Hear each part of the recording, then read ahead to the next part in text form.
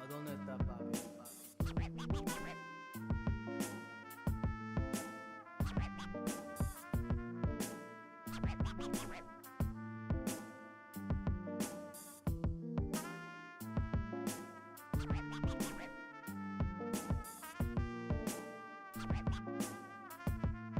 ¿A dónde está papi?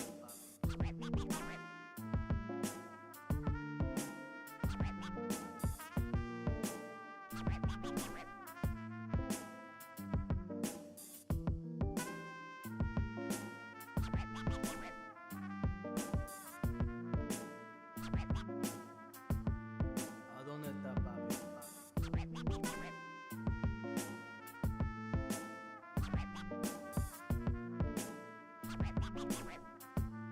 ¿A dónde está papi?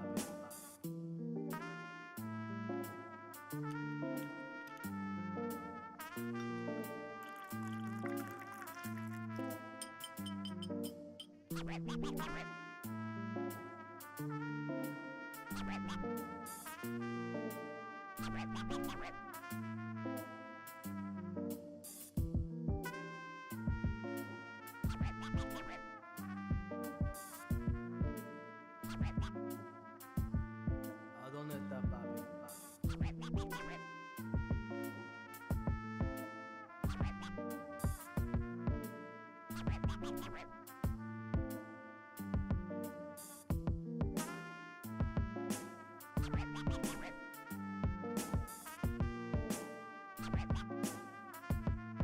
¿A dónde está papi?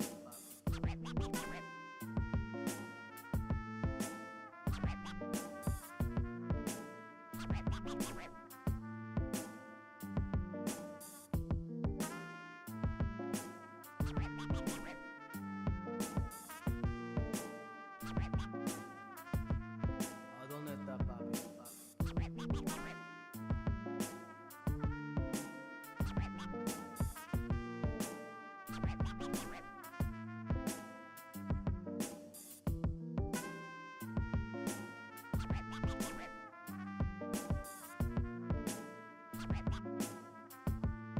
¿A dónde está papi?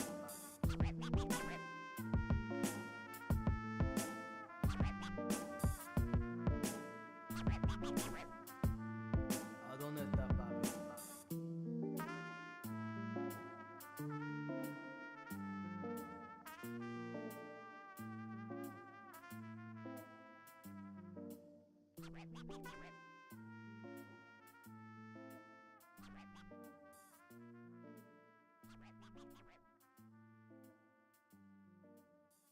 ¿A dónde está papi?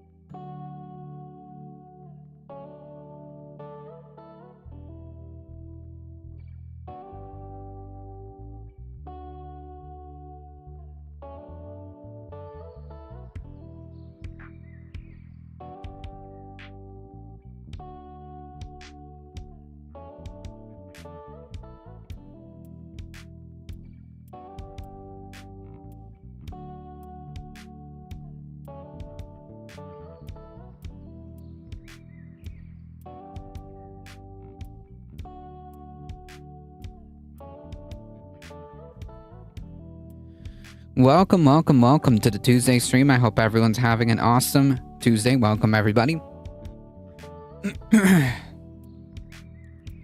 Yellow King, welcome. Derry Bennett, welcome. Alio. Heat, how's it going? Michael Hasser, welcome, everybody. Whew.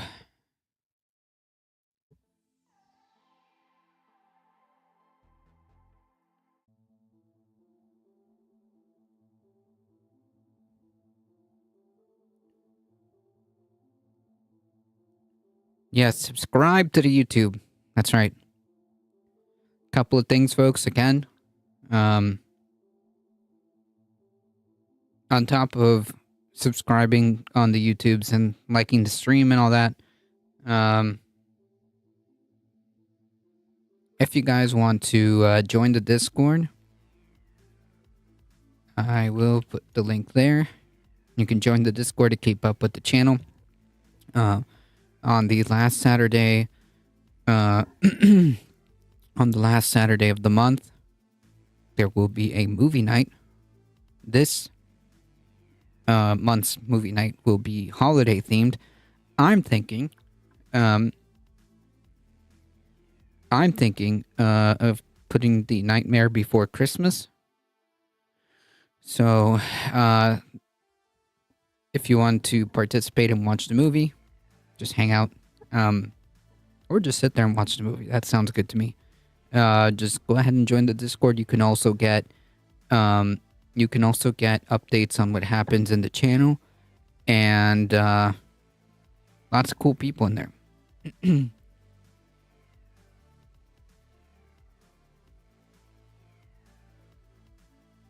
The press conference is the last gasp of Ukraine. It's over. Yeah, I'm not interested in a Ukraine press conference. I don't care. Unless that press conference is going to be like how we're going to get universal health care. Yeah, not really interested in that.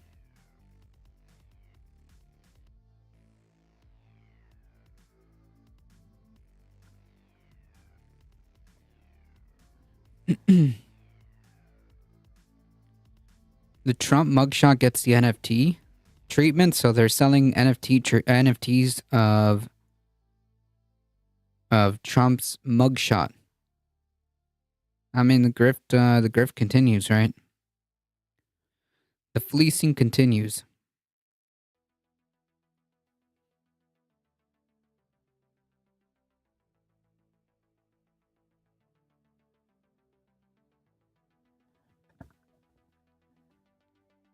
I suppose they'll also try to sell Trump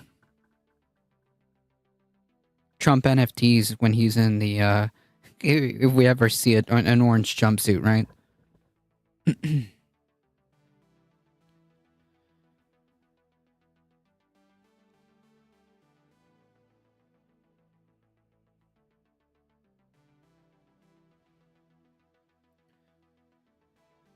Buy 47 NFTs and you get Trump's suit? Nah, Jesus. How much is each one of those NFTs going to cost? And by the way, that's not like it's such a scam. It's such a scam.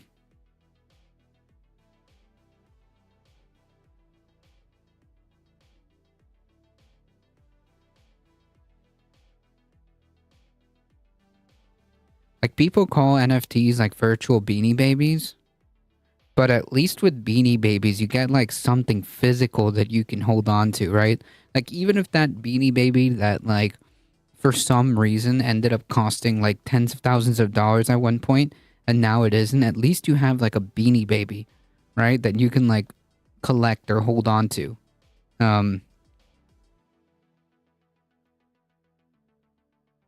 The Big Lead. I've never seen this website before.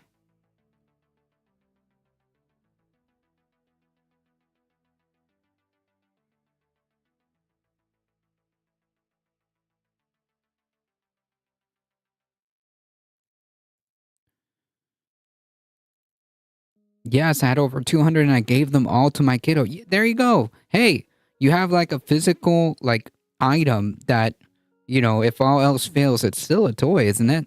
You know? Probably we probably have like 8 left. You know, at some point I had Beanie Babies.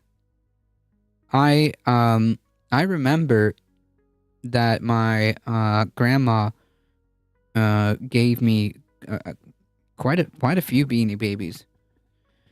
I'm not sure whatever happened to them, but I'm sure they're there somewhere. Maybe. Collections are crazy, not to hate on people with them, but man. Well, I mean, I collect other stuff, okay? I collect, like, Magic the Gathering cards, okay? That's what I do. McDonald's had them, I think? Yeah, I think so, but that was a very, very, very, very long time. That was a very long time. Like, my favorite Magic card, in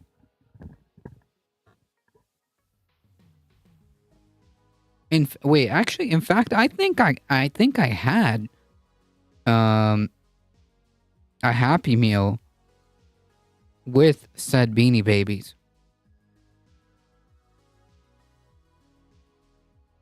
I'm pretty sure that was a thing. I don't know anything about that card game. It's a pretty good card game, okay? It's very entertaining. I'll say that.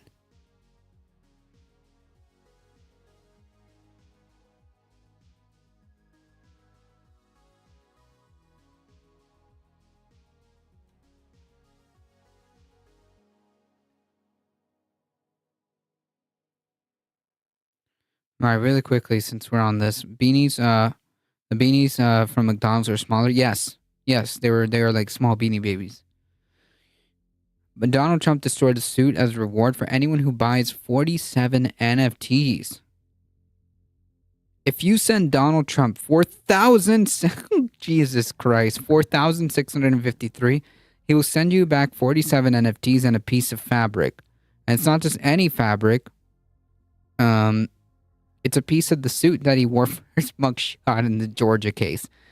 Also, you get to have dinner at Mar-a-Lago, but come on, folks. So how about that suit? Trump announced the deal, and how about that suit, huh? $4,653 for effectively what it is literally just a piece of fabric and dinner, essentially.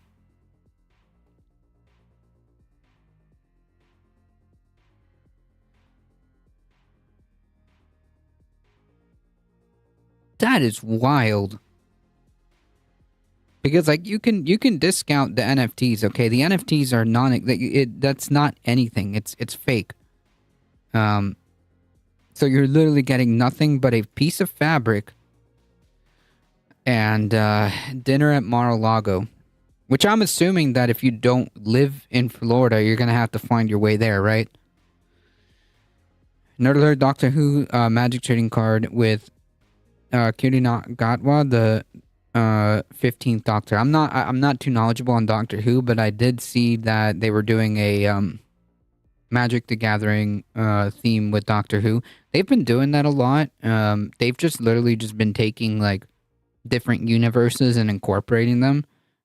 So far, I think like the last time I kind of peeked in, they were doing Lord of the Rings. I actually want the lands, because the lands from that set are the lands from that set are the maps, and the maps of Middle Earth. Anywho, I suppose on that note, I guess we should start, right? Yeah, grifters gotta grift.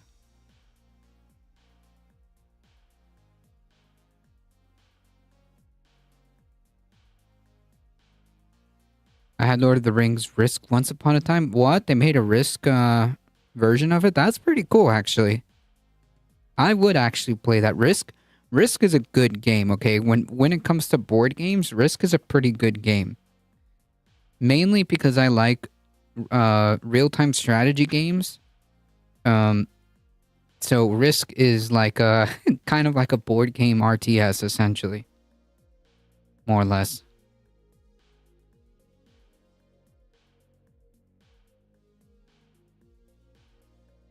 Well, not it's not technically an RTS, right? It's a turn-based. It's turn-based. I'm so good at it, but it's weird because I'm not very competitive. I'm not very competitive either, but I'm pretty good at Magic. I'm pretty good at Magic the Gathering, but I'm not very competitive.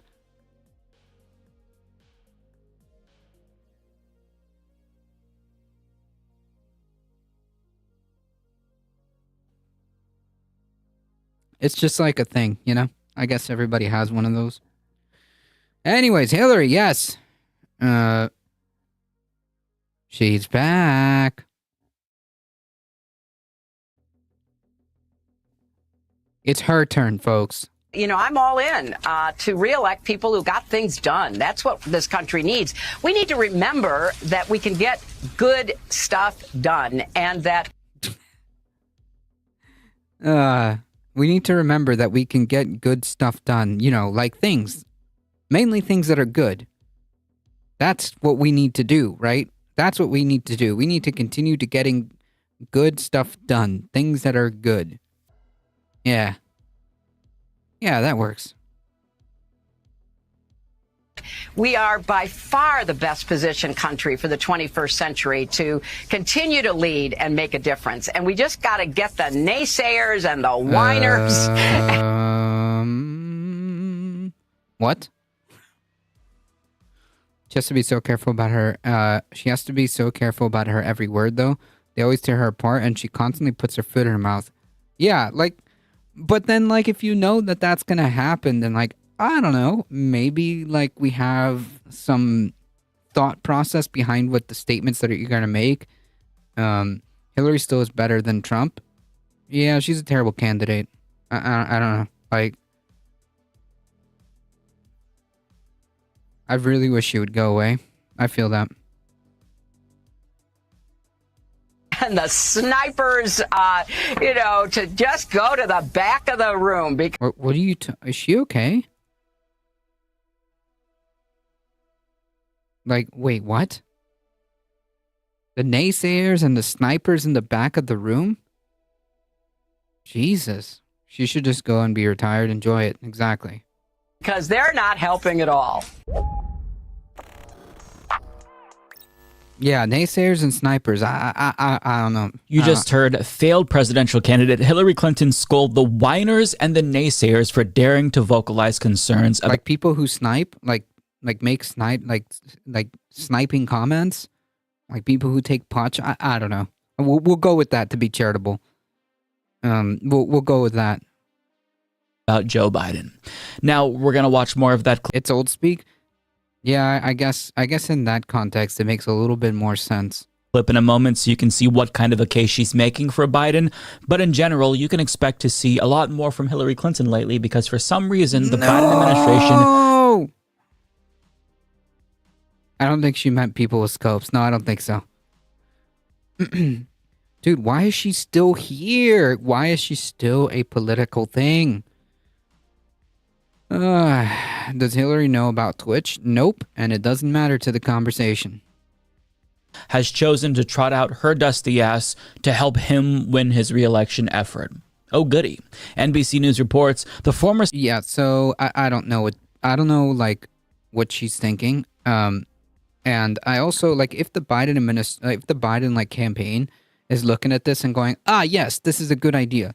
We're we're in trouble, folks.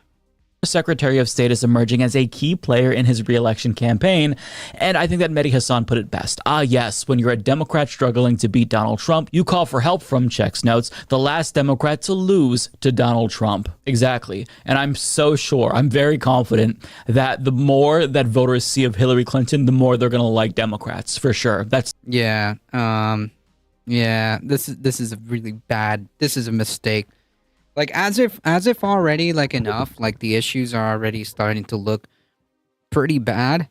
As it is, adding a very, very universally disliked political figure as your, what is it, spokesperson or taking a big role in your campaign, that's not That's not good.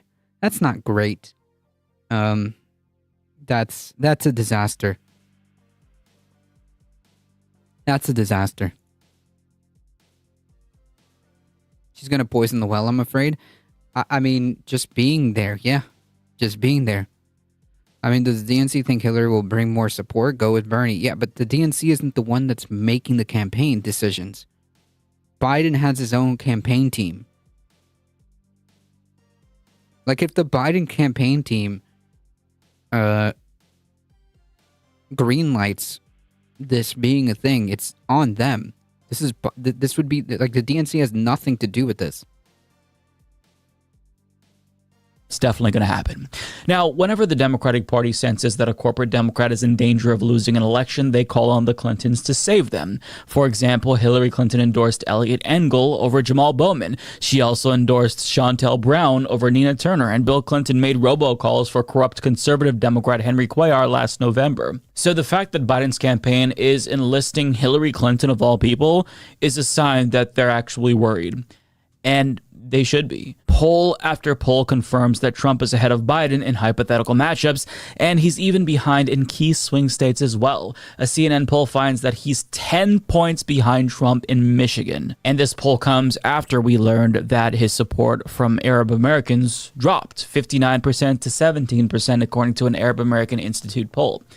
And the person he's now calling on to help him to defeat Trump is the person who couldn't defeat Trump herself, in part because she lost the key swing states that he's now losing in also. Yeah. This is not good. Not great.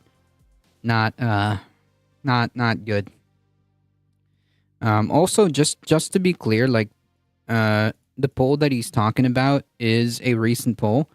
We do have another poll where, like, Biden is eking out. I don't know if it's the same state though, so I have to double check. But he's eking out like +4. So all this tells us is the exact same thing that this has been telling us. This has been telling us since like months from now, that this is and continues to be a statistical tie. That's what we can take away from this, and that's not a good thing. Being in a statistical tie is historically a really bad sign. Too slanted Mike, Hillary won popular vote in 2016. Okay. And she the point being is that she lost the election on poor campaign strategy and very poor decisions. So that's the person you want on your team?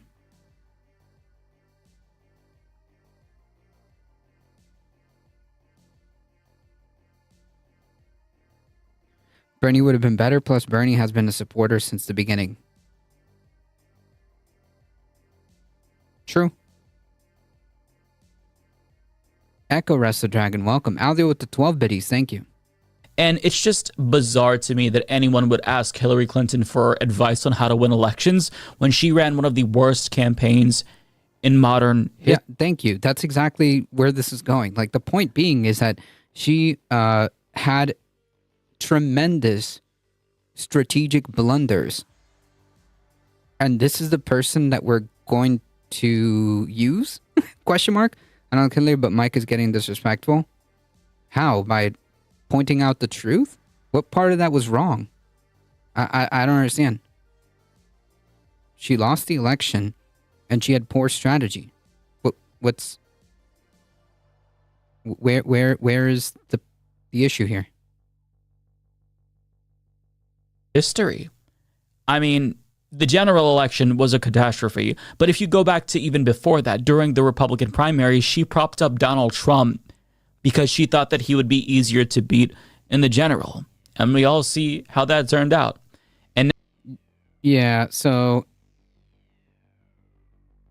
also, you can literally blame her for Trump. So I don't understand. Calling a powerful politician dusty doesn't bother me. Punching upwards, yeah, like that's literally the least of it. Okay, she gave us Donald Trump.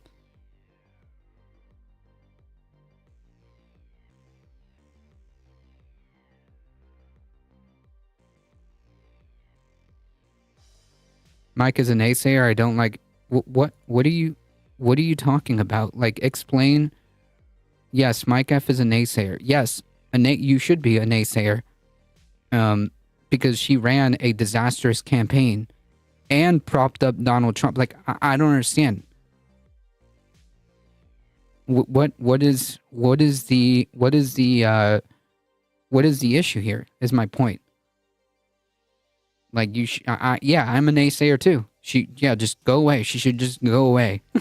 I don't understand what she has to do now, other than like,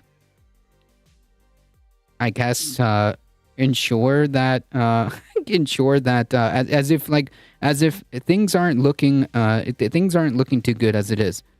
Her being here, her being in the picture, a universally disliked politician, a universally disliked politician being like a big part of your campaign is not a good strategy.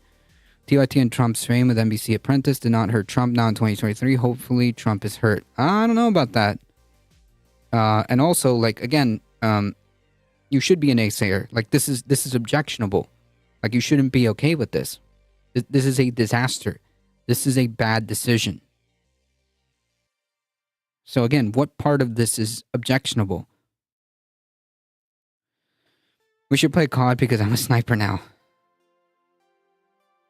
I'm terrible at Call of Duty, okay? I'll be honest, I'm terrible at Call of Duty. I used to play Call of Duty like a while ago. A long time ago. I don't know, just never good at it. I'm better at Halo. Halo was my jam. Is my jam. I can pop in Halo and warm up and warm up a couple games and I'll be good to go. Do they still make it? Call of Duty? Yeah. There's like a new Call of Duty, like there's a new Call of Duty every so often. I don't keep up.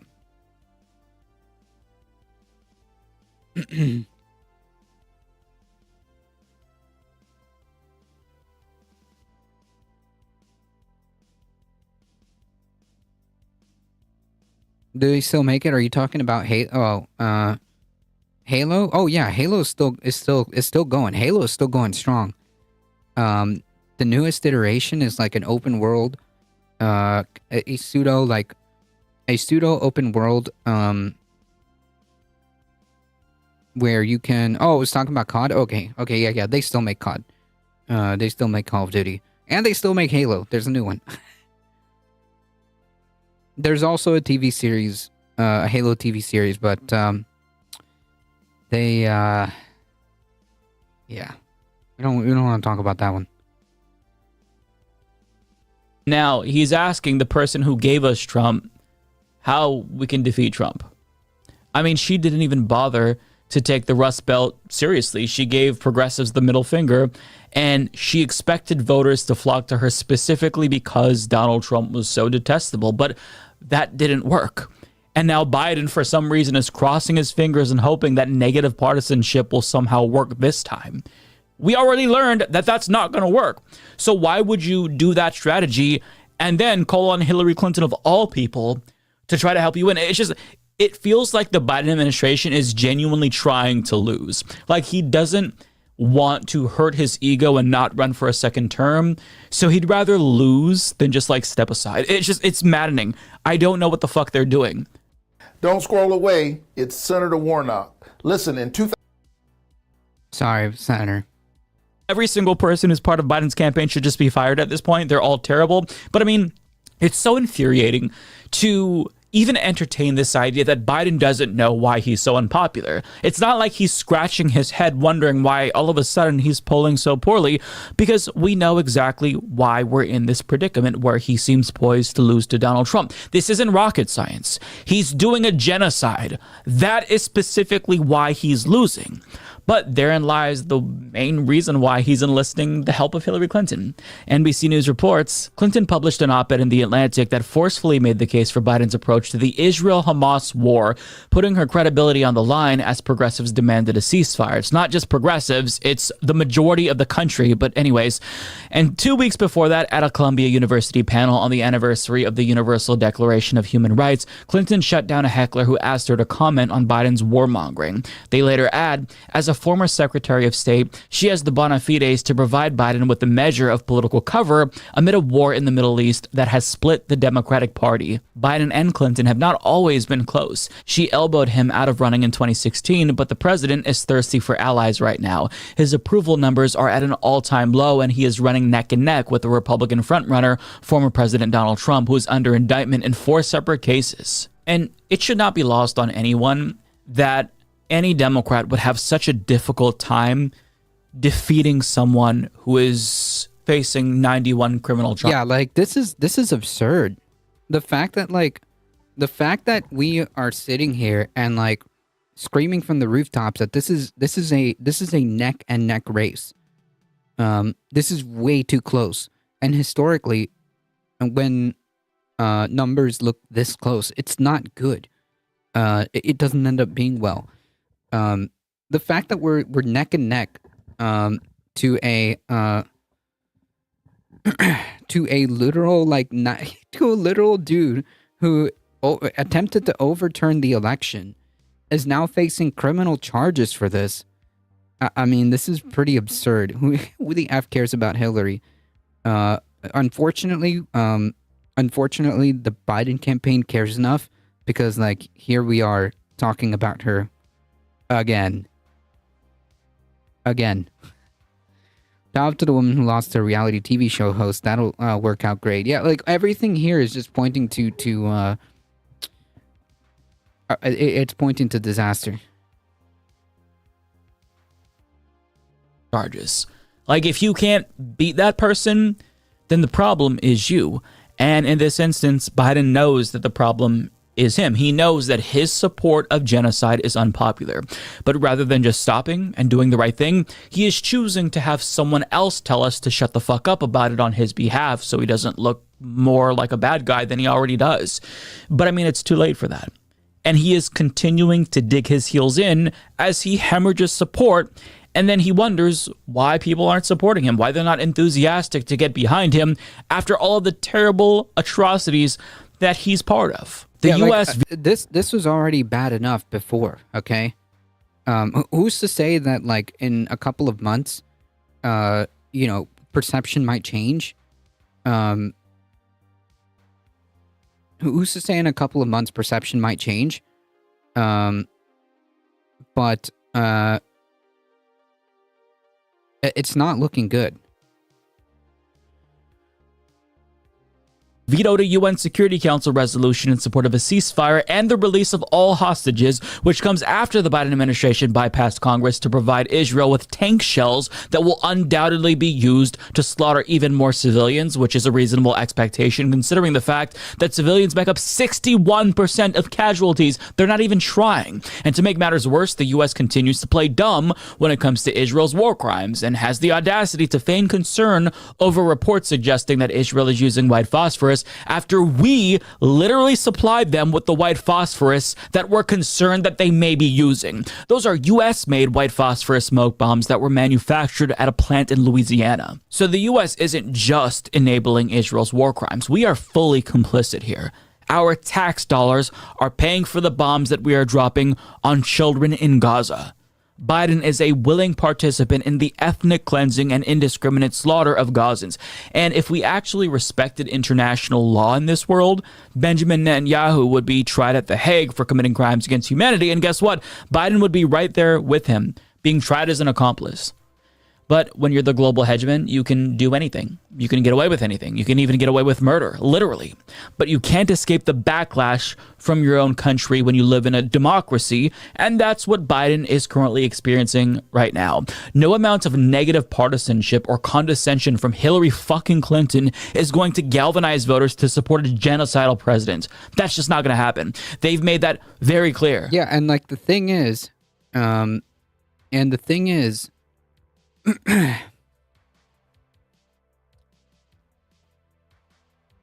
it's not like Trump is going to be any better. Okay? Like let's be very clear. It's not like Trump is going to be like, we have to stop the indiscriminate bombings of civilians. I alone will stop. All the bombs are going to stop. He is like fully in fact, the Republican Party has been very explicit as to how they feel on that issue. I watched the press conference he just had. He forgot questions that were asked of him. Jesus. Sorry, Mike, write to your senator about Israel or the U.S. State Department? He did. Actually, he didn't just write, he called them. Well, to be clear, I think he called his representatives and senators, or his representatives. I'm not sure. He either called his representatives and senators, or just the representatives. I forgot, but he did. And also, like, the Biden administration did this besides like bypassing Congress. They literally sidestepped Congress, so the Senate has nothing to do with that. That's literally the Biden administration making these decisions unilaterally, right? Trump will help Putin, not tell Putin to stop about Ukraine. Okay. Mike has made so many people aware of the facts that this war he's doing his part more than some. They're telling you what they want, and you're not listening to them. Therefore, you are losing support. Cause meets effect. It's that simple. And there are only two options for Biden at this point. He can either... Like, just to be clear, like, the support, the numbers started to, like, kind of take a turn for the worse, like, before this, okay?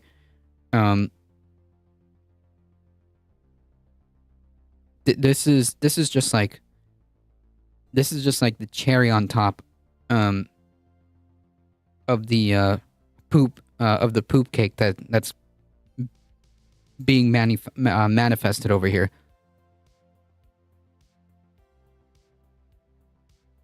Stop the genocide and maybe still win, or he can keep doing the genocide and definitely lose. But at this point, Biden is opting for the latter option, which is devastating. That's his choice. That's what he's choosing. We have no say in a democracy. Even though most Democrats want a ceasefire, even though a majority of the country wants a ceasefire, Biden is telling us no and still expecting to win this next election. And now he's wondering why he's going down in the polls. God, it's such a fucking mystery. Unbelievable. Now, let's go back to Hillary. Also, just like a side note, like, it is absurd that, like, the United States had the opportunity to literally just say, hey, we need to have an immediate ceasefire and release unconditionally all the hostages, and like the U.S. just goes, nah. Wow. Hillary Clinton and that interview on Morning Joe, because she is going to make the case for Biden while completely sidestepping his genocide issue entirely. So let's listen. From your experience, which you've had many viewpoints of effective presidency and building teams, as a first lady, as a member of the Senate, as a secretary of state, as a presidential candidate, you know, putting together a team and an administration doesn't come easily and isn't magic. And it's definitely not an argument that President Biden has had an effective presidency, that he has gotten things done, whether or not people agree with his policies.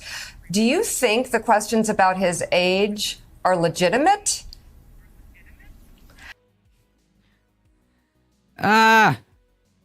Well, the question's legitimate, but the conclusion that people draw is, I think, off base.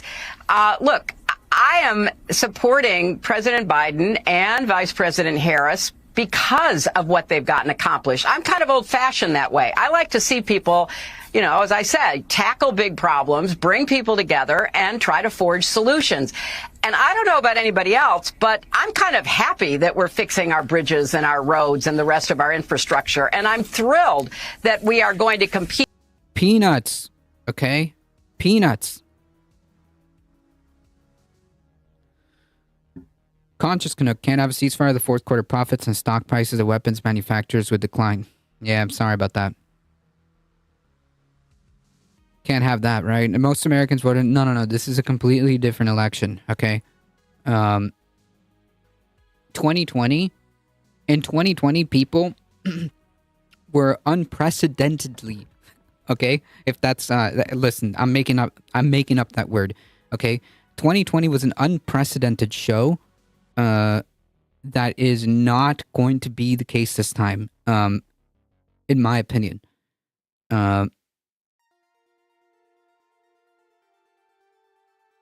And that's also not a good thing.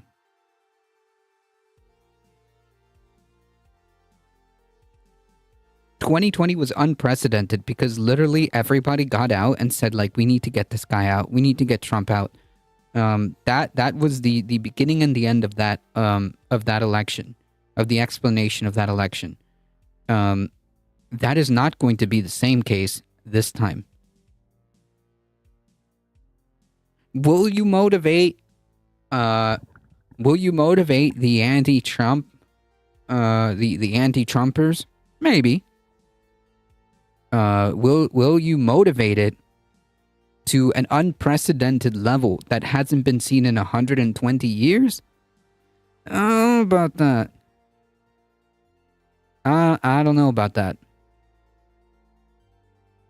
With China on advanced manufacturing, China. and that we're going to make the transition to clean energy as quickly as we possibly can. That means absolutely nothing when you are still greenlighting fossil fuel projects. Literally means nothing. Plus bring down drug prices, and I could go on and on. So when people say to me, well, he's old, yeah, that's right. But look at what he's gotten done. And then, if that's not enough for you, look at the alternative. A wrecking crew. People who, as Mitt Romney said, do not even believe in our Constitution, who don't want to solve problems, who only want to engage in meaningless, endless partisan sniping and insulting. So literally for me, when I look at what's been accomplished. Yeah, and the fact of the matter that, like, it's the fact of the matter that, like, you know, the alternative is literally like fascism, like literally the fascist party, and that alternative is neck to neck with you. That's a problem. That is undoubtedly a monumental failure. She also has to say China bad every time she gets, yeah. That's part of her, like, default Secretary of State program running in the background. Also recently heard the reason they sent the second carrier group to the Mediterranean was literally an advertisement of the U.S. Navy's latest carrier right after it finished its first series of tests and trials. Oh, shoot. And NBC, 4 separate cases, and he's over at Hillary refusing. Presidency and building teams, as a first lady, as a member of the Senate, as a secretary of state, as a presidential candidate, you know, putting together a team and an administration doesn't come easily and isn't magic. And it's definitely not an argument that President Biden has had an effective presidency, that he has gotten things done, whether or not people agree with his policies. Do you think the questions about his age are legitimate? Well, the question's legitimate, but the conclusion that people draw is, I think, off base. Look, I am supporting President Biden and Vice President Harris because of what they've gotten accomplished. I'm kind of old-fashioned that way. I like to see people, you know, as I said, tackle big problems, bring people together, and try to forge solutions. And I don't know about anybody else, but I'm kind of happy that we're fixing our bridges and our roads and the rest of our infrastructure. And I'm thrilled that we are going to compete with China on advanced manufacturing, and that we're going to make the transition to clean energy as quickly as we possibly can. By the way, they're building 6 more of those carriers over the next 11 years as we decommission the older models. True, because, you know, healthcare is the... when healthcare isn't a priority, you know, the sky's the limit, right?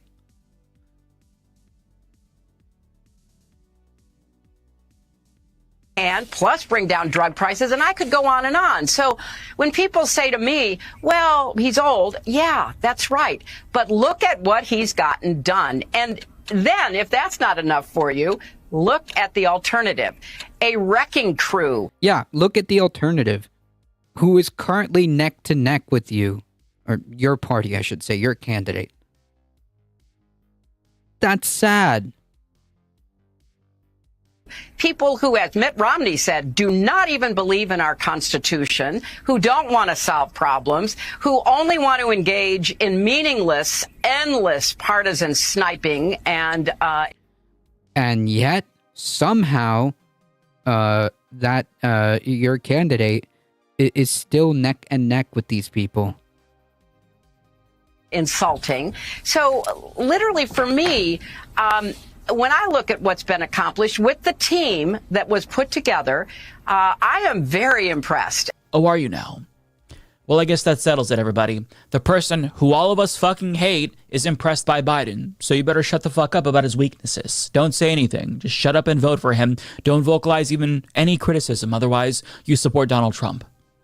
Listen, I'm not going to deny the danger that Trump poses, because he absolutely would be a catastrophe. But saying Trump bad over and over again is a demonstrable electoral failure. Hillary Clinton, of all people, should know this, but that's how she's making the case for Biden. Well, if you're not impressed by his accomplishments, just look at the alternative. You tried this. It didn't work. It's like Biden is trying to lose. Jesus Christ. Yeah. And you know what? We all lose if also, Biden doing it all by himself. According to NPR article, 67% still didn't vote in 2020. Yeah, and that was a monumental election. Okay, that was a monumental show in the electoral show of force, where people exercised their right to vote. Do you think that that's going to be the same? That was historic in 120 years. And do you think that that's going to be the same energy that you're going to see in 2024? I doubt it. I doubt it. I doubt it. Is it possible? Yeah, I guess. I just don't. I just doubt it. What do you even say to that? They're so out of touch, so tone deaf, so resistant to just doing the bare fucking minimum to appease their base. I hate them so much. But listen, Biden knows what he needs to do. Or should I say he knows what he needs to stop doing to try to salvage this election before it's too late. If he does not do that, this loss will be his fault and his fault alone, not the fault of voters. You don't get to blame disillusioned voters. You don't get to blame Arab Americans. You don't get to blame young people. You don't get to blame third-party voters, because if they are telling you a year away from the election... Yeah, and like also, yeah, I've said this before. If Biden ends up losing this is his fault. NPR did not say if the 67% not voting were felons. I don't know. It doesn't really matter. That's irrelevant.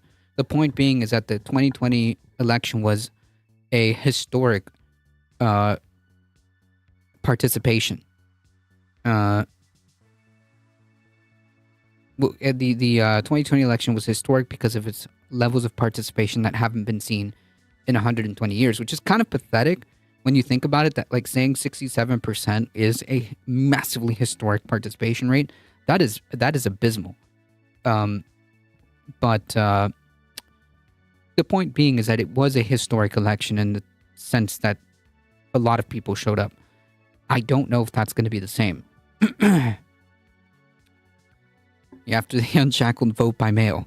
Well, they made it a little easier, but it's mostly always been a thing. It's mostly always been a thing. I vote because it's my civic duty. Yeah.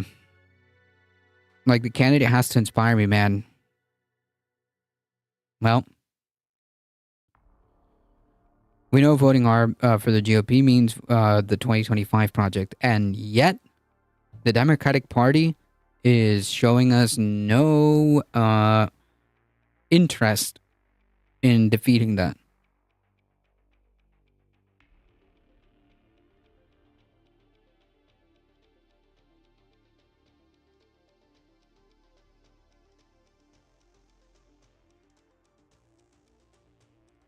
Like, if you know that the consequences of a Republican administration is pretty dire, if you know that the consequences are pretty big, the consequences are dire if a Republican administration manages to win. Why is the Democratic Party playing games? Why are we hearing from Hillary Clinton?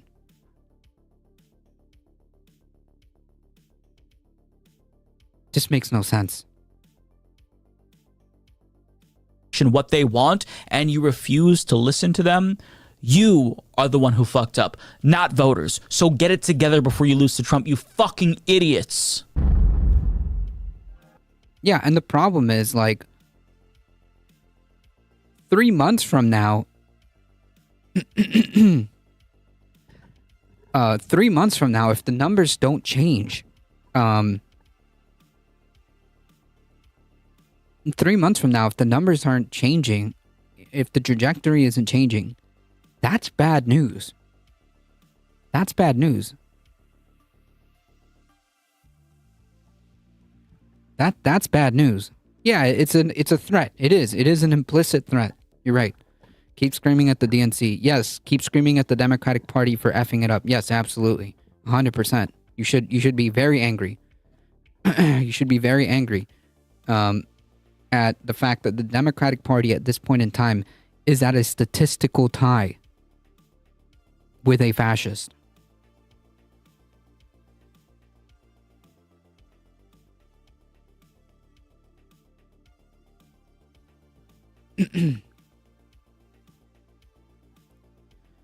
Show up, prove you live in the riding with one of 18, so different forms of ID. Grab your ballot, mark the X, hold the ballot, and stick it in the box.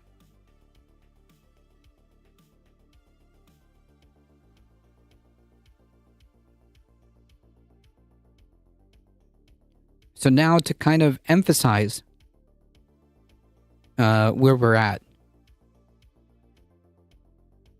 This past weekend, Donald Trump appeared at the New York Young Republicans' 111th Gala to double down on his claims that he does in fact want to be a dictator on day one.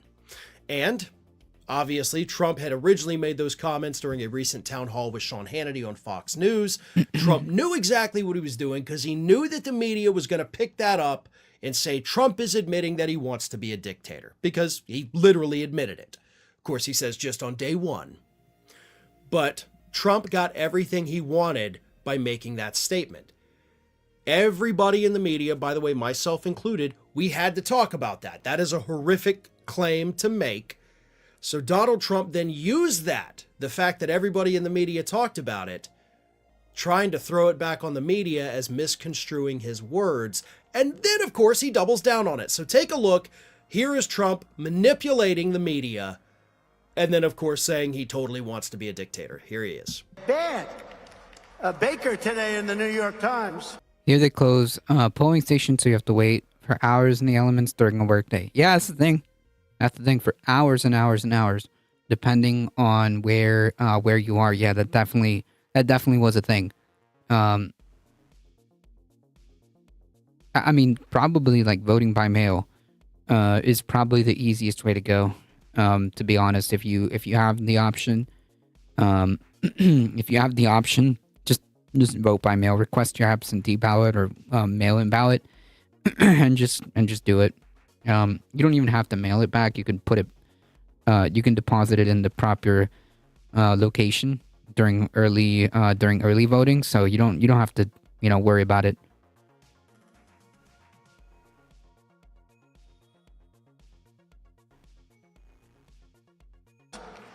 He said that I want to be a dictator. I didn't say that. I said I want to be a dictator for one day. Wait, but that's the same thing, dude. So you did say you want to be a dictator. Who can afford stamps in this economy? To be fair, I think it's already paid for. I think it's already paid for. No wonder why Republicans are planting seeds of doubt over the legitimacy of mail-in voting. Right, because it makes it very easy for you to vote, and that's a problem for them. Because the easier it is to vote, the more people vote, and the more people that vote, the chances are that they lose. So that's why they don't like the idea that more people have easier access to voting. That's a problem. That's why they're in favor of all these BS laws like voter ID and all this other nonsense. The more Dems tend to win, but no, it's not a foregone conclusion, but it just kind of it just kind of gives them an edge.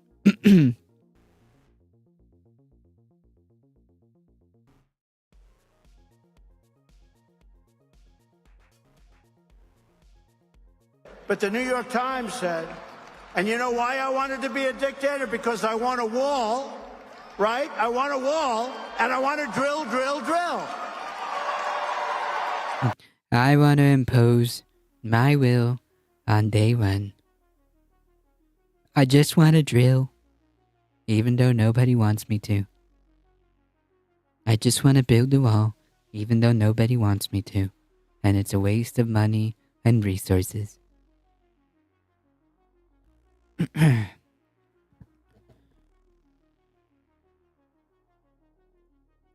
just do all this work behind the scenes that we don't have any say in. Yep. That's true. So,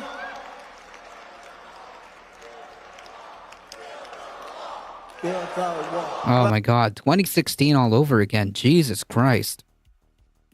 The only thing that we're missing is lock her up. we did. Now, We built up. The troubling part of that clip is not just Donald Trump reaffirming that he wants to be a dictator on day one. right, it's the fact that people are cheering this. It's the fact that a young Republicans conference is cheering this on. That's the disturbing part. And again, for emphasis, this is the person that is now currently statistically tied with Biden. Yeah.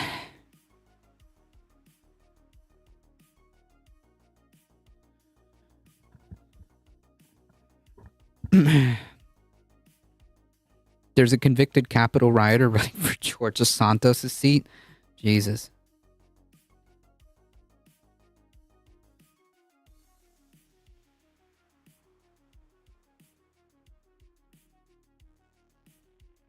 One, which wouldn't just be day one, he would do it forever.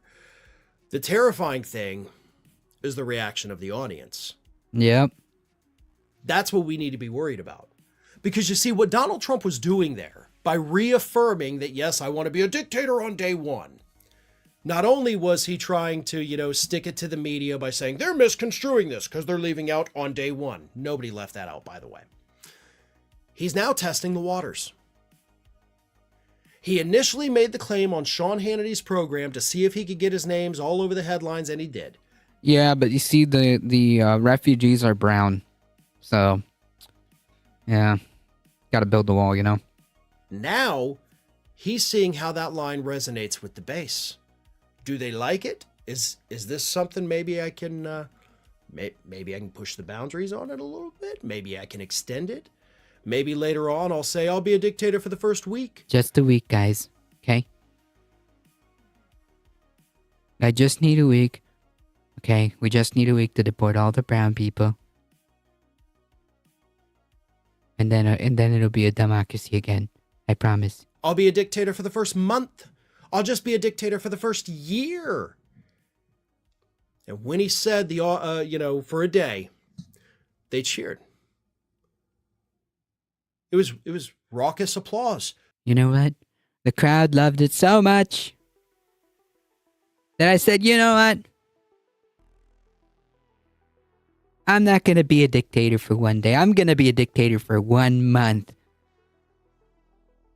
The radical left doesn't like that. But you know what? We're going to defeat the radical communist left Democrat party. Yeah, just the first 10 years. If he even makes it that much. They broke out into their chant of "Build the Wall." They loved it. That crowd of New York young Republicans is more than willing to shred the Constitution and proclaim that Donald Trump is now the God King of the United States of America. You know, it reminds me of that line from Revenge of the Sith, the third Star Wars prequel. I am where the Senate. Does it hurt your soul to do that impression? I do politics, okay? I'm a political streamer. So... can't hurt a soul if there's none in there, yeah? I do politics four times a week.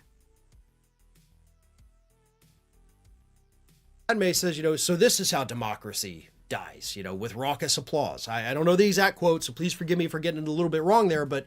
yeah, it's close enough, okay? That's literally exactly what we just saw. So this is how democracy dies. People going crazy, loving it. When Donald Trump is telling them, I'm going to be a dictator. There was a time in American politics, less than 10 years ago, where the crowd didn't sound all that large. True. True. If any politician on the left or right had ever said anything like that at any point in their life, long before they got into politics, their career would be dead. They would not ever have a chance at running for office. And now we have a guy who's going to be at the top of the Republican ticket, 91 felony charges against him, telling us he wants to be a dictator? And he is currently in a statistical tie with the presumed Democratic candidate. Yeah.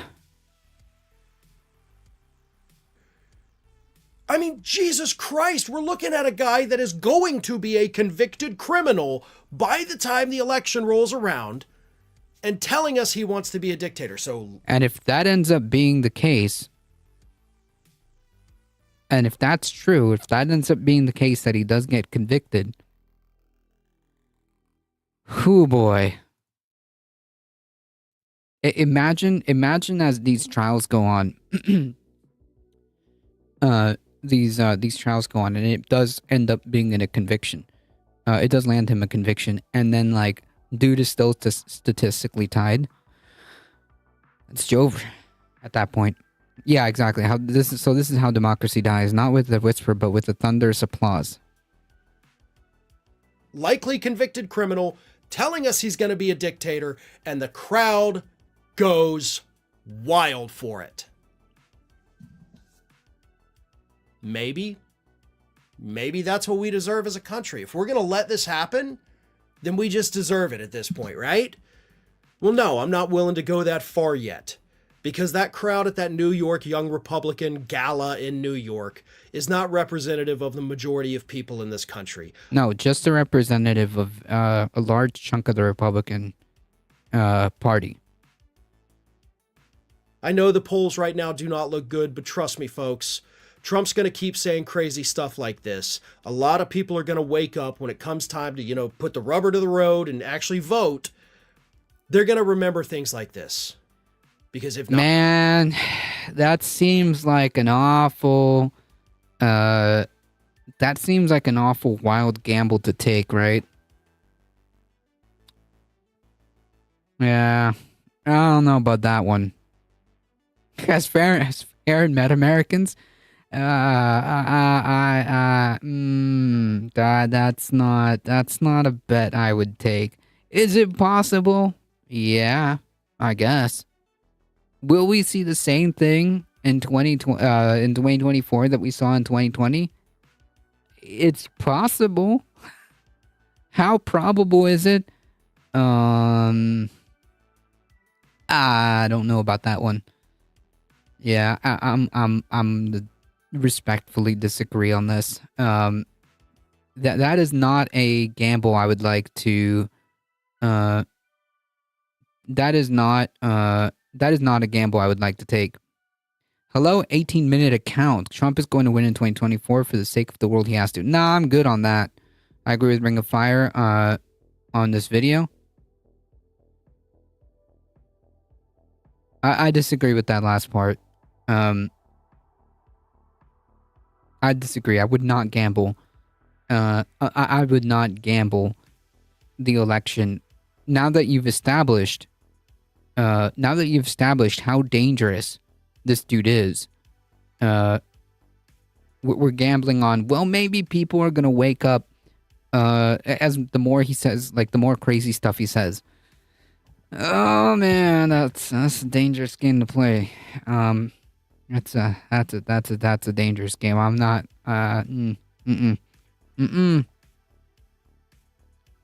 Not. Then America, we had a good run, but it's over. Add sparkle to any design. Mouse Sander, welcome. I don't know about that one.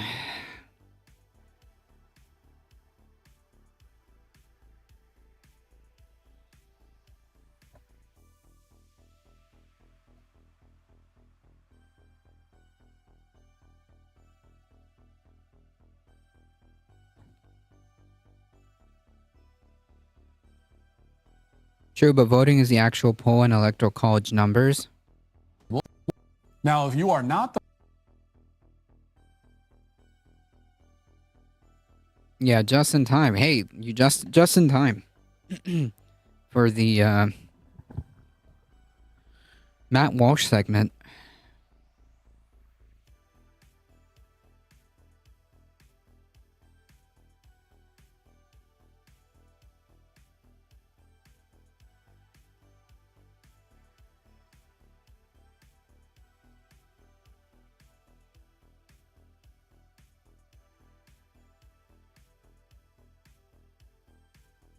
This is Matt Walsh, the GOP pundit. Yeah. Yeah. Yeah, it is. Yeah, it is.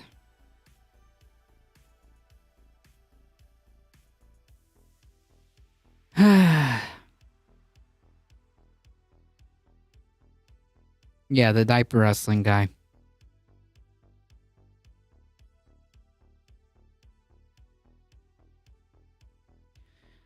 So what was that about, doing the Trump impression, taking my soul away? No, I think listening to this guy, it does way more like psychic damage.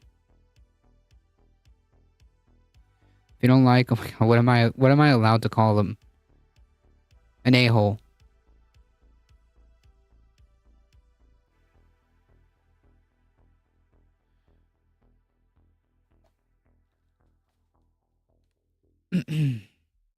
Now, if you are not the perceptive sort, you might listen to all this and say, well, this is unfair to gay couples. What if they want to have children? What are they supposed to do?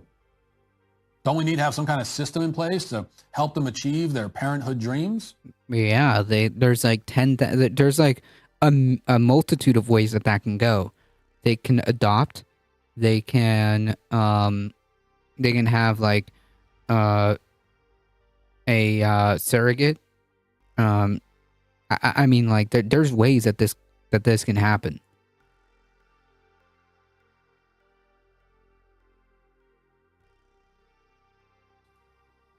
The answer to that question is no, we don't. Homosexual unions are sterile by their nature. It's not an exception to the rule when they are. It's not the result of sickness or genetic defect. Are sterile by nature. No, I mean, again, you could have a surrogate carry a child to term. And also, here's a question. What if a completely heterosexual couple, a completely cishet couple, can't have kids? Like, they physically can't have kids. Should they not be allowed to adopt if they wanted to?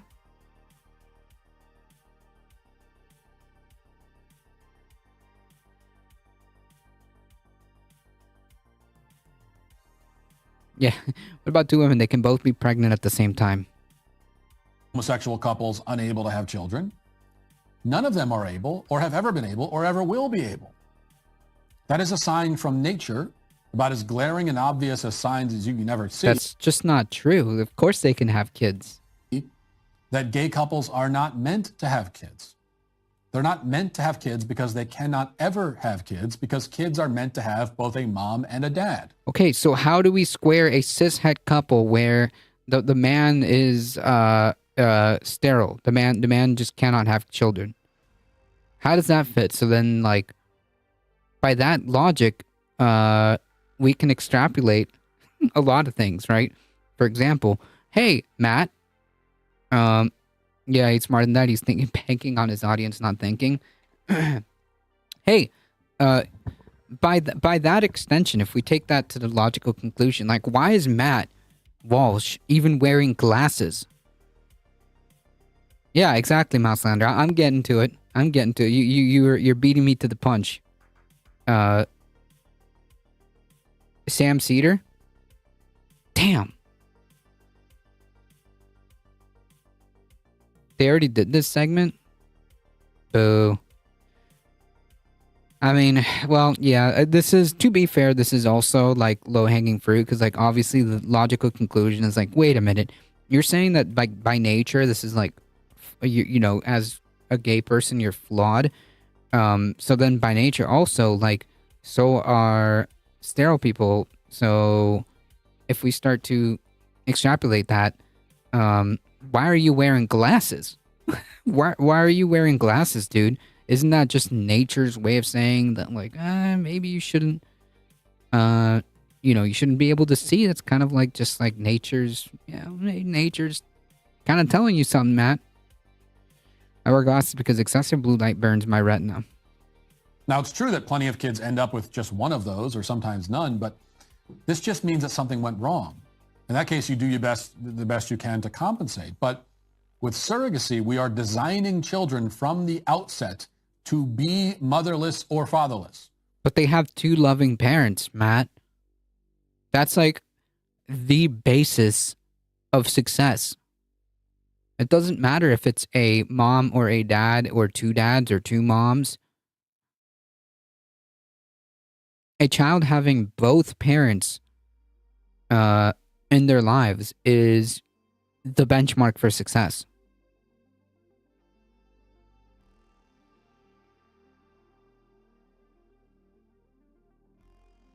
I had braces too. My teen years were awesome. We are intentionally depriving them of what they are supposed to have. No. If they're having two loving parents, no, that's exactly what we should strive for, right? Like, don't you care about the well-being of kids? And this isn't just me saying it. Like, this has been done, like, study after study to show that, like, the benchmark of success is just having two parents, two loving parents who care about the child. That is the benchmark for success.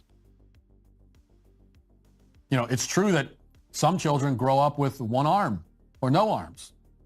But that obviously doesn't make it any more horrific or any less horrific or barbaric to intentionally chop a child's arm off. You know, the fact that some children end up that way, yes, but a child is supposed to have two arms at birth. And what are you talking about, dude? Does Matt Walsh think parents are having sex in front of their kids or something? I don't know. What about a veteran widow raising her kids? He like brushed that aside, like, it happens.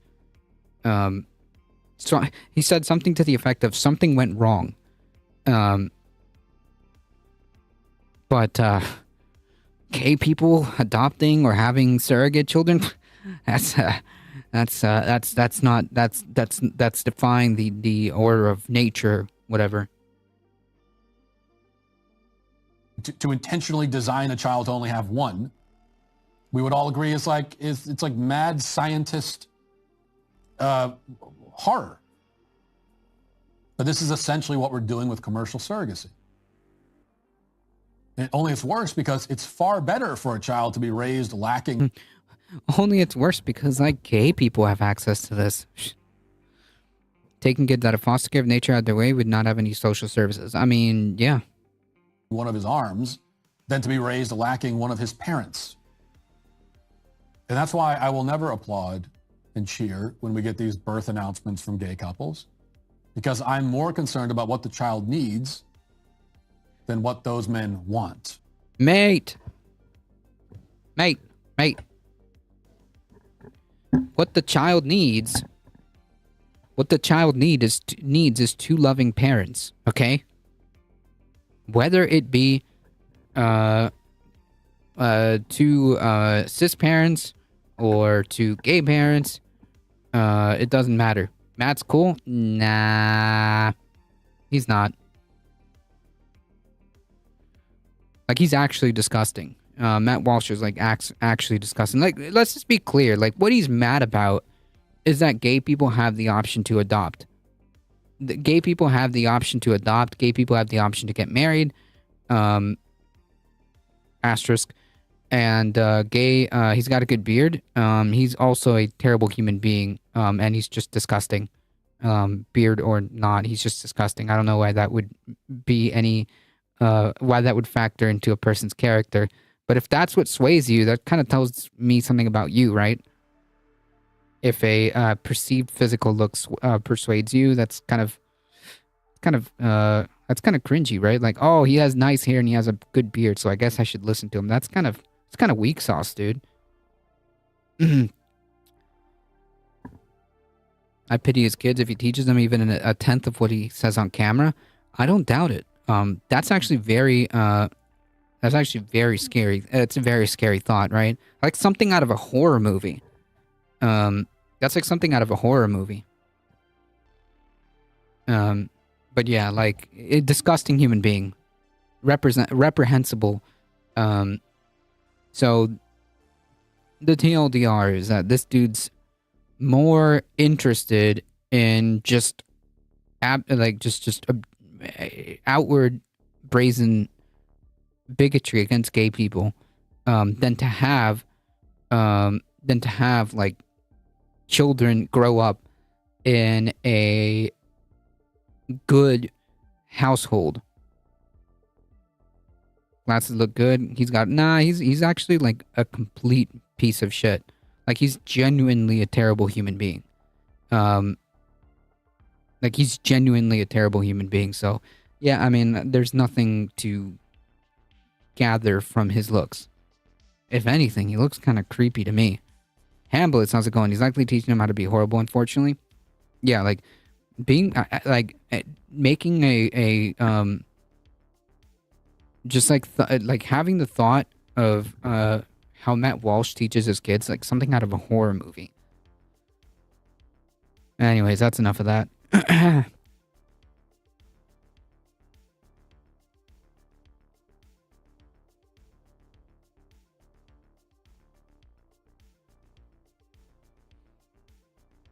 Matt Walsh is a serial abuser. Don't doubt it. I don't doubt it. Given like the comments he's said in the past, defending abusers, defending child abusers, making comments to the effect of, "Oh, I violate my kids' consent all the time." Whew. Yikes.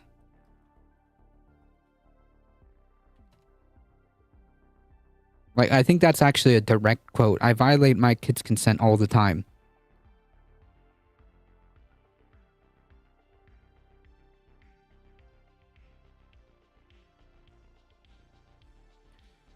For him to do this day and day with no apparent justice, he seems to at least some believe. He has to believe it's at least some of what he says, or he's a full-blown sociopath. It's just a matter of degree. It's not inconceivable that this dude is a sociopath. I mean,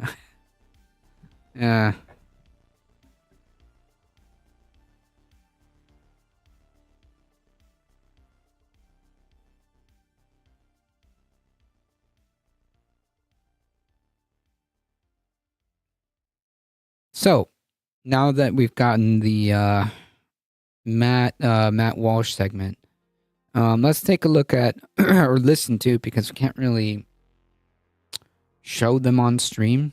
Yeah, not to be confused with psychopaths. CBS News reported at 5:10, politics. Biden says Netanyahu's government is starting to lose support and needs to change.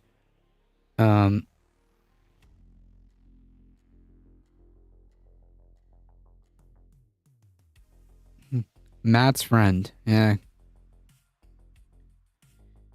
I wonder why, Alio. I wonder, what I wonder what could possibly be happening that the Netanyahu government is starting to lose support.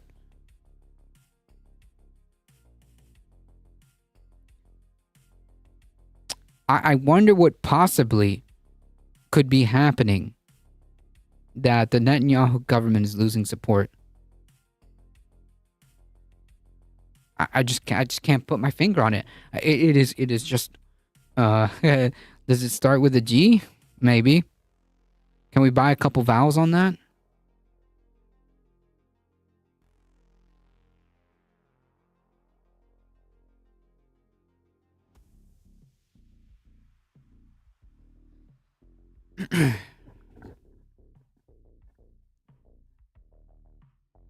And I'll give you an N. There you go.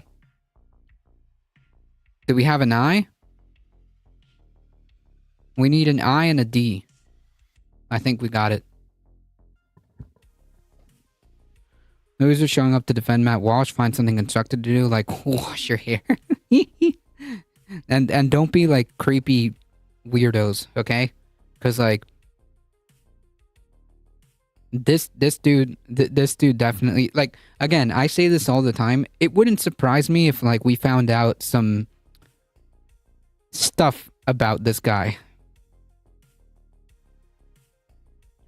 Anyways. So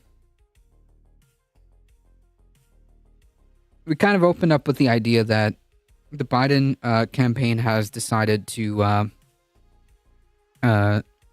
do the wonderful and very, very, very, very, very strategic move to involve Hillary Clinton, a universally hated politician, involving her in the campaign, right? Given like the numbers that we're seeing, phenomenal strategic moves being done over here. And we now also emphasize the fact that he is currently statistically tied with the same person who is reiterating and doubling down on his authoritarian threats, because that's what they are. They're threats. He's not joking. Trump isn't joking. And I think we'll end and we'll put a little bow tie on everything by listening to the guy who had lunch with Donald Trump. We have to make sure that Bibi understands that he's got to make some moves to strengthen the Palestinian Authority. Yeah, but they're not willing to do that. I'm almost certain we'll find some stuff out about this guy and that it won't be a shock. No, 100%. 100%. Like, it would not be a shock at all. Like, if you were to tell me tomorrow that, like, breaking news, Matt Walsh was raided and certain content was found, nobody who nobody who has been following this would be like, surprise Pikachu facing, right?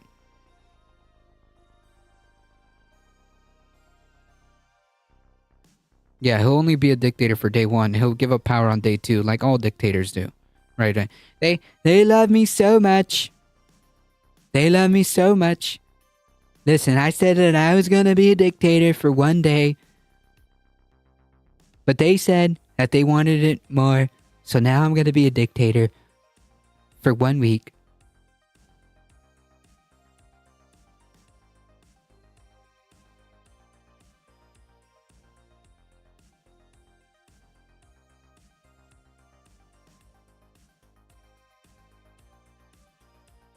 Let's listen to the dinner guest of the current Republican candidate, who is, again, and I can't stress this enough, neck to neck with the Democratic candidate at this time.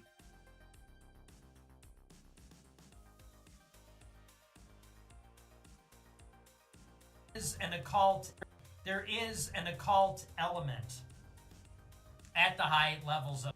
There is an occult element at the high levels of society, and specifically among the Jews. Yeah, he's just doing the Jewish question. Okay. So many of the people that are perpetrating the lies and the destruction on the country, they are evildoers. They are people that worship false gods. They are people that practice magic or rituals or whatever. And more than anything, those people need to be, when we take power, they need to be given the death penalty. Straight Yeah. up. And I'm far more concerned about that. Like, just imagine a dystopian worldview where this type of person manages to get power. I am about even non-white people or mass migration. These people that are communing with demons and engaging in this sort of witchcraft and stuff, and these people that are suppressing the name Christ and suppressing Christianity, they must be absolutely annihilated when we take power. This is God's country. This is Jesus' country. This is not the domain of atheists or devil worshippers or perfidious Jews. This is Christ's country. Oh boy. So that's pretty like straightforward. I don't think that there's anything else to unpack other than like this dude, literally, if he had the ability to, he's just like threatening to just start killing people. But yeah, we don't have to imagine there's historical precedent for what he's talking about. Matt Walsh definitely has a compound. Yeah, it's the Daily Wire.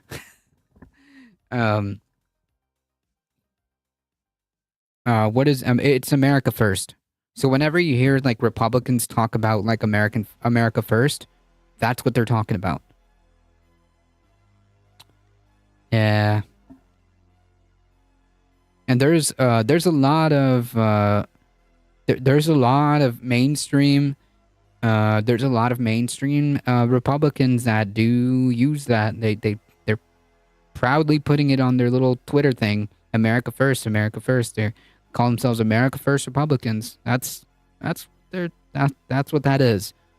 Marjorie Taylor Greene loves America First. I mean, she's a Republican. They're all like this. They're all about this. There's no point in singling out or differentiating. The Republican Party is this.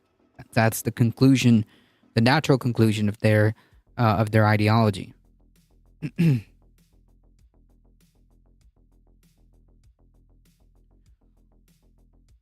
There's a lot of mainstream Republicans that constantly that represent America First, which is this.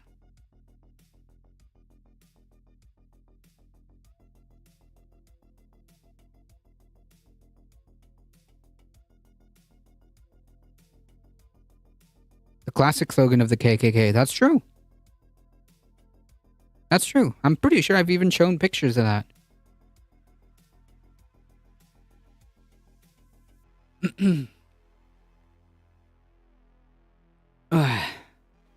So again, why shouldn't we be angry at the Democratic Party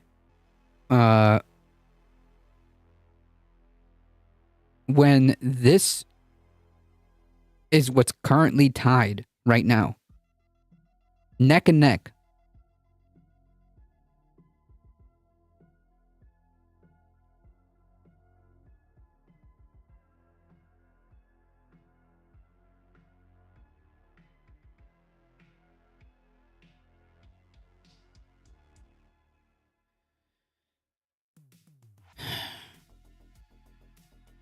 House to formalize Biden impeachment inquiry on Tuesday. Today.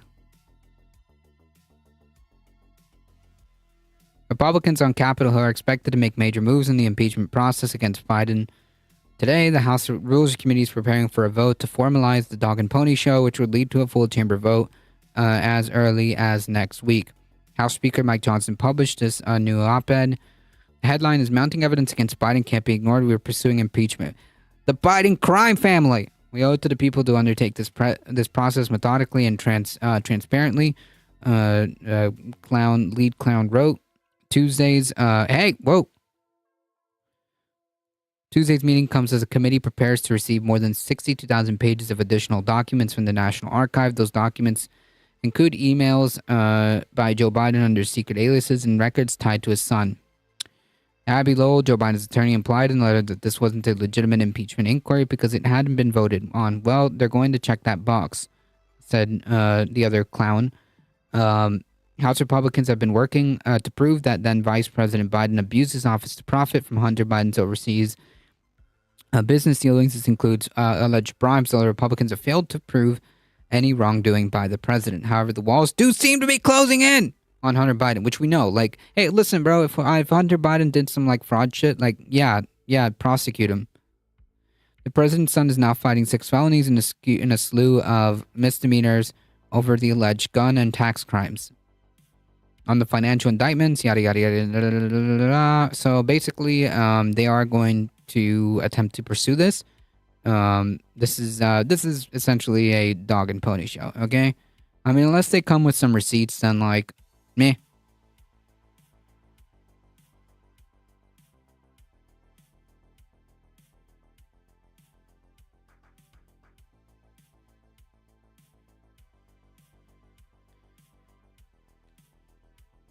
Dog and pony show. In my opinion. Can we just say that people in glass houses not to throw rocks? True. Like, what about like the unambiguous like business dealings that like the Trump children who got like obvious like benefits through nepotism and being the president's children? Like, can we talk about that one or no? No, we can't talk about, you know, the cool deals that Ivanka got. No, not gonna talk about that. Glass houses, break them all. Hopefully GOP dog and pony show. I mean, it seems like it. If they have evidence, then like go for it, but I seriously doubt it. Nobody's gonna, like, the GOP isn't gonna threaten their own position. Like Chad said, glass houses. They're not gonna threaten that.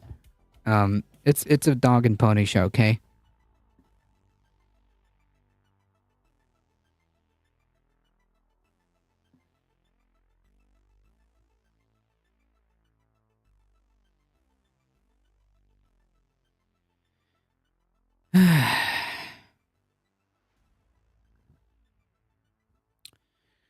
So, we're gonna just kind of briefly go through this. You know, we've been following this story where this woman needed an abortion. She got a emergency court order to get said abortion. Then that was had to be fought, but in the meantime, she needed health care. So she had to end up essentially going to another state while this resolved, and it looks like it resolved. It resolved all right.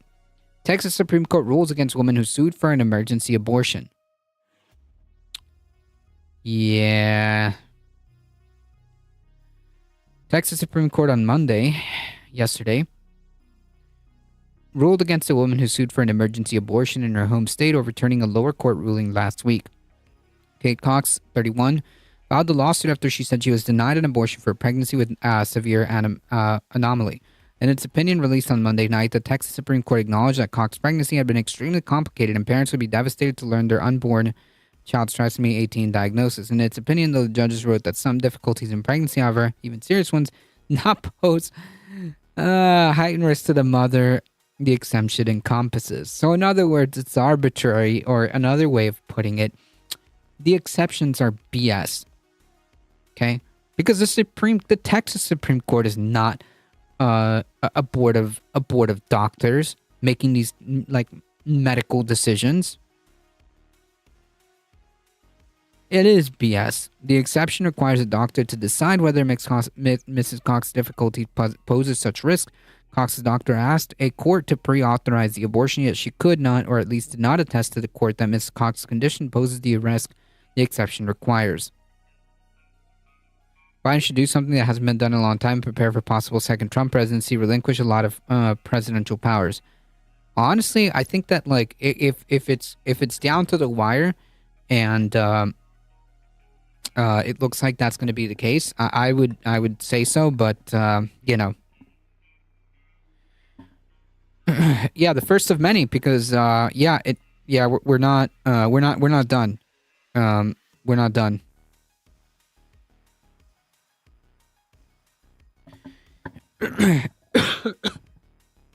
We're not done. The Texas Supreme Court should be replaced by force of revolution. Yes. I went to university in Texas. I won't set foot there again until they sort this out. Bye-bye reunions. Yeah,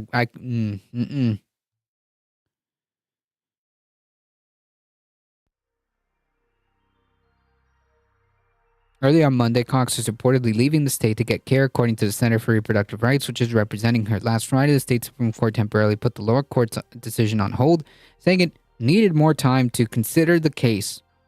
Meanwhile, she's like suffering. The fetus is it's not going to make it. Period.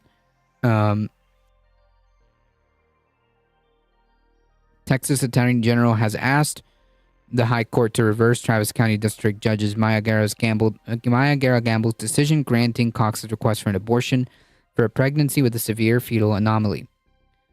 As an neurodivergent, partially disabled kid, high school sucked because of white supremacists, and those fuckers don't deserve to ever see me again. I completely agree with that.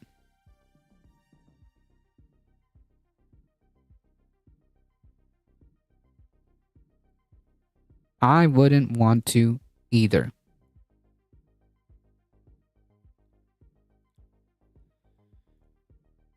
Just gotta keep my mouth shut for a week around the in-laws. Won't be the first time.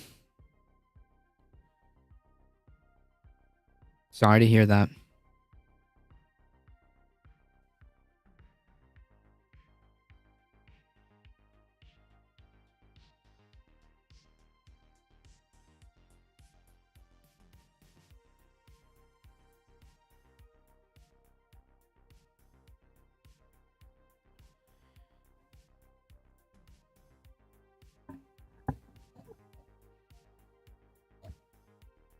My classmates are mostly conservative, so I'm not really missing out. I don't know. High school wasn't like a big thing for me anyways. The people who I'm actually like friends with, I keep in touch, not because of high school, but just because they were really cool people. But like, that's about it.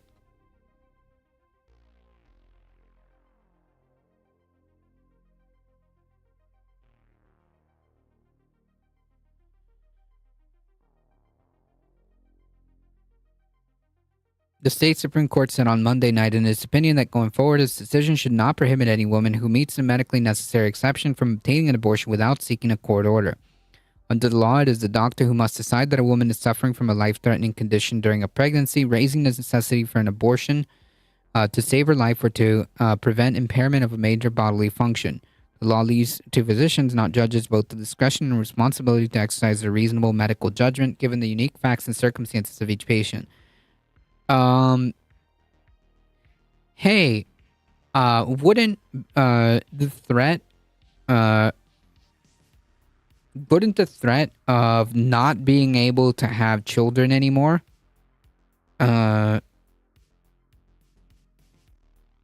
count as a count in terms of preventing a major bodily function? I don't know.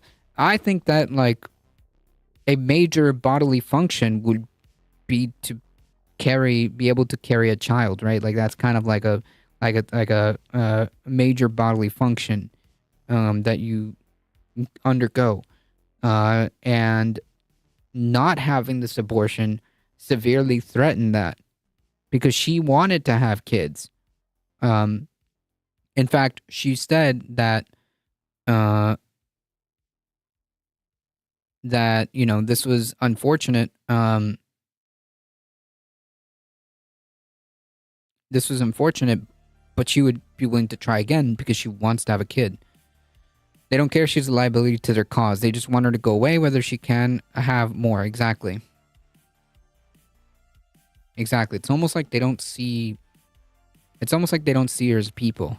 Why would a Texas doctor take the risk of breaking the law if there's a chance that that procedure might not jeopardize the host of the fetus?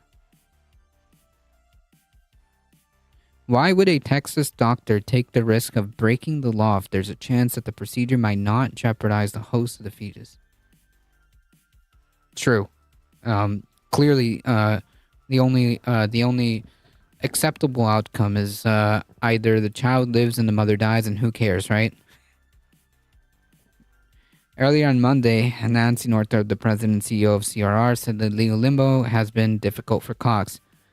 This past week of legal limbo has been hellish for Kate. Her health is on the line. She's been in and out of the emergency room and couldn't wait any longer. Kate's case has shown the world that abortion bans are dangerous for pregnant people, and exceptions don't work because it's BS. There's no for all intents and purposes, there really isn't exceptions. Are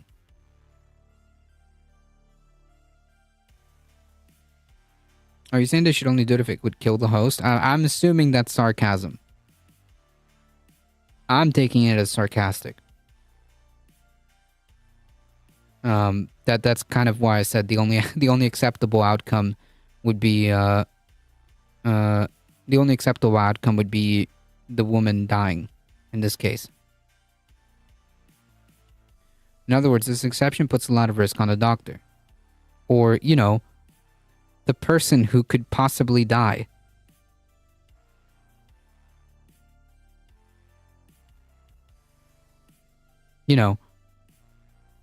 People, like actual physical living people, are being put at risk for dying or having severe complications. So, while it's abhorrent that you're threatening doctors, that's the least of the issue, right? Like, on the bottom of the shit tier, yeah.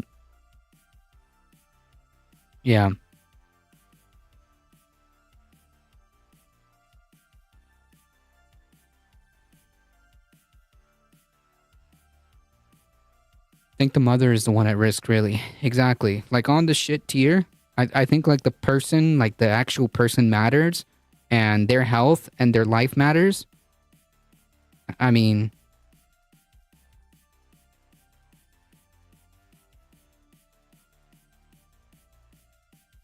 when are doctors going to care more about patients and their standards of living? Because as long as capitalism, yada, yada, yada, I think y'all get the point. The baby isn't even going to live anyways, as I understand it. Right.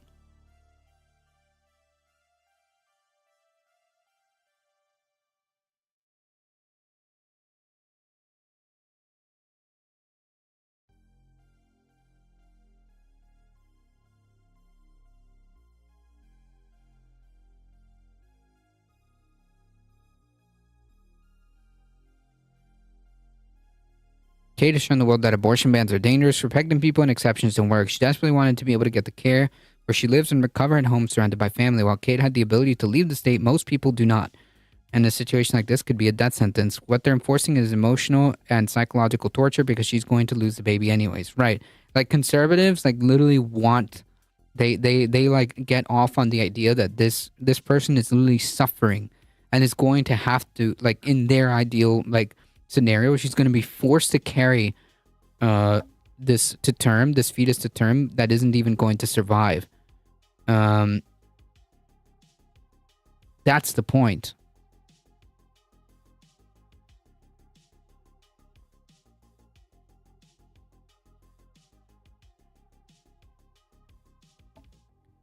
Right, punish for the horrible act of having sex. Like, it's like wild because, like, she wanted to have the kid. she wanted to have the kid and wants to try again. That's what's wild. It kind of destroys this idea that conservatives try to pull out, like, oh, well, you know, they're just you have to deal with the consequences of having sex. Okay. Exactly, pregnant people, or punished for having an unviable baby. Exactly, like punishment, cruelty, control. Because the issue in this case are capable of repetition yet evading review, the plaintiffs nonetheless intend to proceed with their case. Molly Duane, Cox lawyer from the CRR, said in a letter to the clerk of Texas Supreme Court earlier Monday. Cox has received offers to help her access abortion in other states, such as Colorado and other countries, including Canada, according to the CRR, but it has not been disclosed where she is receiving the care. In Cox's original lawsuit, she said the baby received a full diagnosis of full trisomy 18, which is a condition that is very likely of likelihood of miscarriage or stillbirth and low survival rates. According to Mark Heron, the senior counsel at CRR, Cox has been told by physicians that they can provide her with an induction of labor if the baby's heart stops beating. Cox, an already mother of a 3-year-old and a 1-year-old, had 2 C-sections and was told that an induction carries serious risk of uterine rupture. I do not want to put my body through the risk of continuing this pregnancy. I don't want to continue until my baby dies in my belly, or I have to deliver a stillborn, or one where life would be measured in hours or days of full medical tubes and machinery. Trisomy 18 babies that survive birth often suffer cardiac or respiratory failure. I do not want my baby to arrive in the world only to watch her suffer a heart attack or suffocation. I desperately want to change or try. I desperately want to chance, I think is what they mean, to try for another baby and want access to the medical care now that they gave me the best chance at another baby.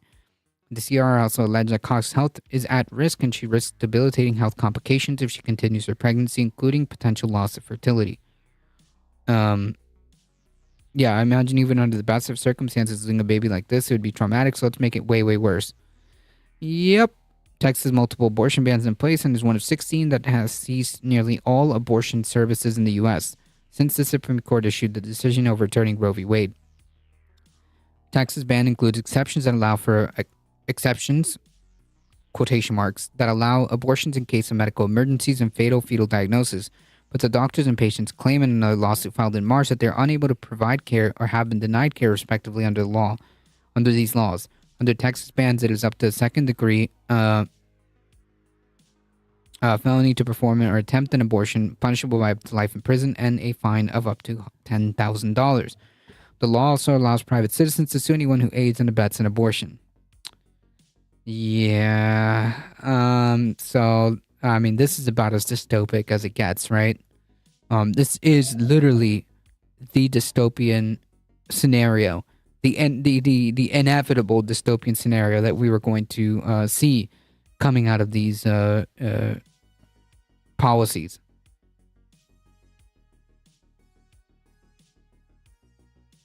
And it doesn't stop there, folks.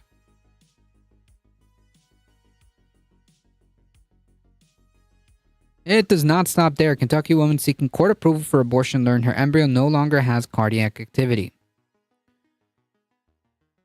A self-fulfilling prophecy. A pregnant woman in Kentucky filed a lawsuit demanding the right to an abortion has learned her embryo has no longer cardiac activity. The plaintiff's attorney signaled their intent to continue to challenge Kentucky's near-total ban, but did not immediately comment on what effect the development would have on the lawsuit. The complaint was filed last week in the state court in Louisville. The plaintiff, identified only as Jane Doe, was seeking a class action suit to include other Kentuckians who are or will become pregnant and want to have an abortion. The suit filed last week and said she was about 8 weeks pregnant. The flurry of individual women petitioning court for permission for an abortion is the latest development since Roe v. Wade was overturned last year. The Kentucky case is similar to a legal battle taking place in Texas, which we talked about, against one of the most restrictive abortion bans in the U.S.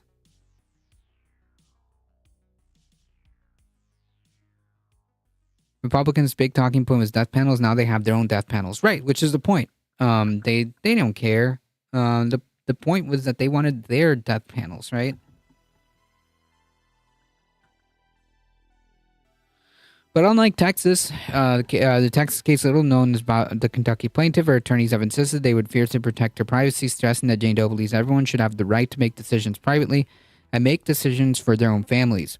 said Amber Duke, executive director of the ACLU of Kentucky last week. Her legal team also declined to disclose whether Jane Doe still needs an abortion. Instead, Jane Doe's attorney urged other women who are pregnant and seeking an abortion in a bluegrass state to reach out if they're interested in joining the case. The lawsuit says that Kentucky's near the total ban violates the plaintiff's right to privacy and self-determination under state constitution. Jane Doe sought an abortion in Kentucky. When she could not get one, she bravely came forward to challenge the state abortion ban.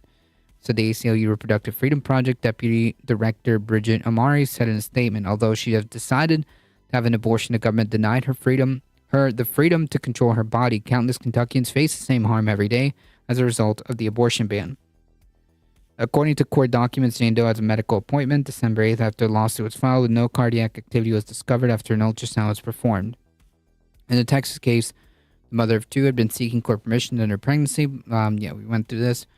While Cox believes that the first to make such a request, her legal team and other experts anticipated challenges among a dozen of other GOP states where abortion is largely prohibited at all stages of pregnancy. Meanwhile, a handful of separate legal challenges are taking place across the country, highlighting the stories from women who are denied abortions while facing harrowing pregnancy complications. Earlier this year, Kentucky Supreme Court refused to halt the state's near total ban and outlawing abortion after 6 weeks, which is the copycat heartbeat law. The justice focused on their legal issues, but did not resolve the larger constitutional question about whether access to abortion should be legal in the state.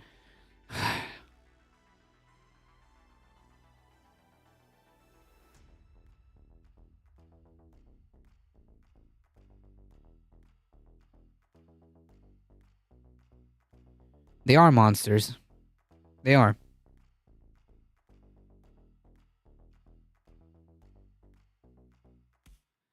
If you don't have it, we can do mandolin. Oh, on the ukulele. I need a cleanser? Okay. Well, we'll finish the story because I gotta go after this. And then we'll see what we can do. Legal challenges revolving around the Kentucky's near total trigger ban and a separate 6-week ban, both passed by Republican legislative majorities. The trigger law was passed in 2019 and took effect when Roe was overturned. It bans abortion except when they are carried out to save the life of the patient or preventing a disabling injury. Does not include exceptions for rape or incest. Yeah. Kentucky voters last year rejected a ballot measure that would have denied any constitutional protections for abortions, but abortion rights supporters have made no inroads in the Republican-controlled legislature in chipping away the anti-abortion laws. As a result of the ruling, patient-led challenges are our only path forward to strike down the bans under the right to privacy and self-determination. We will do everything we can to restore abortion access in Kentucky. We'll see. Let me go get the Yuki.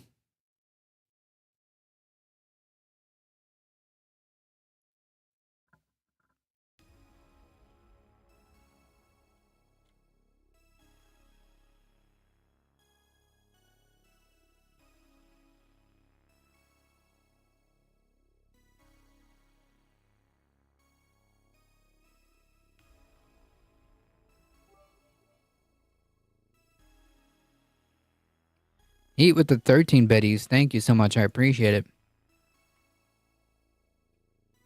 All right.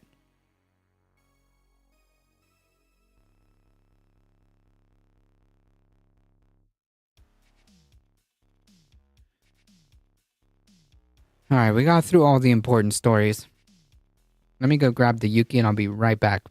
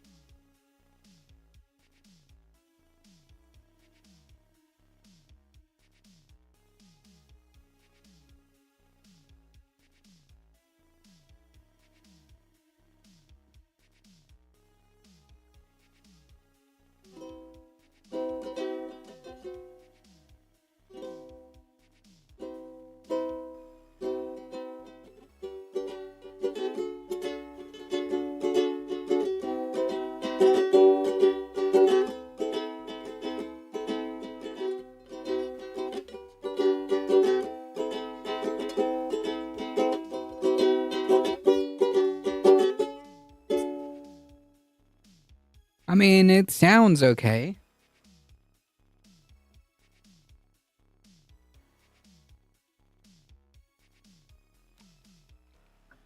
Did you mean to leave the video off? Yeah, I was just messing with the mandolin.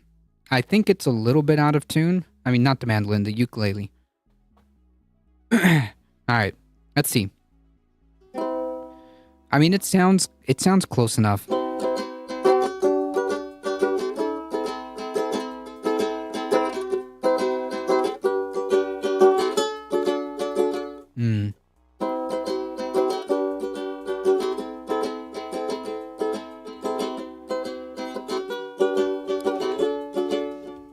Also making a random bad apology while doing it? Oh, good lord.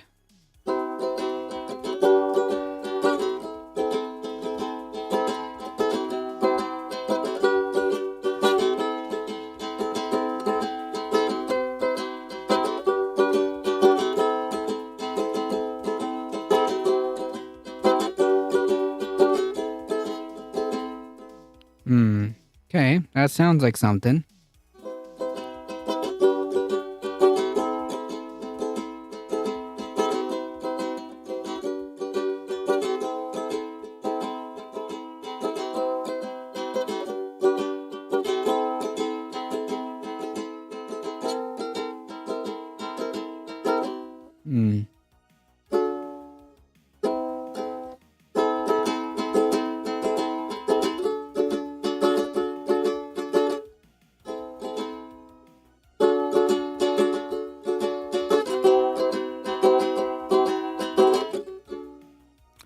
It's close.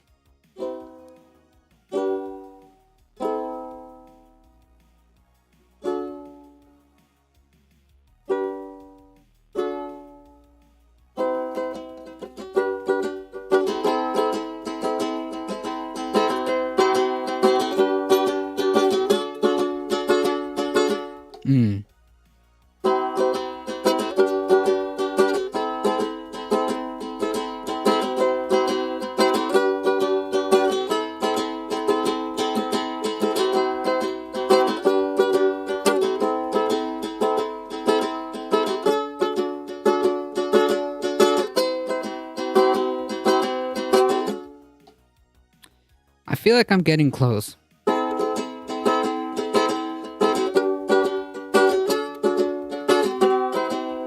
Oh, okay, hold on. We're getting there. So I'll start again.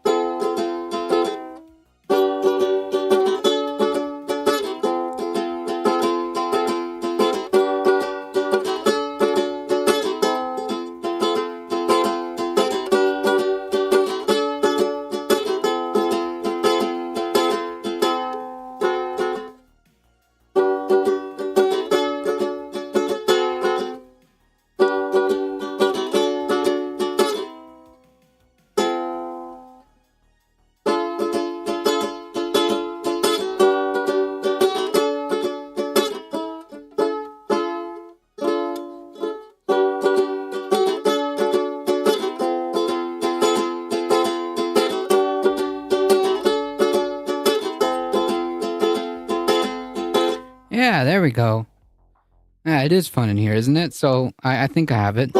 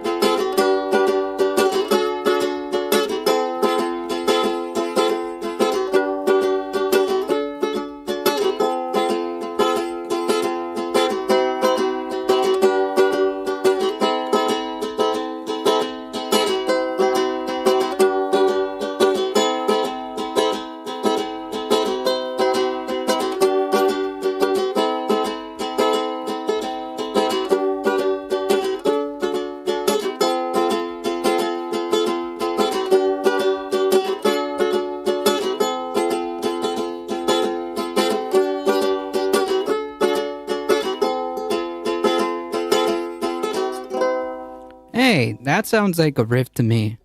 I don't know about you, but that sounds like a riff. Heat with a tier 1 sub for 29 months. That's right, join the Discord. It's free. I've been around longer, I just haven't always subscribed. That's true, but 29 months is phenomenal. That's thank you so much for that support. I appreciate it.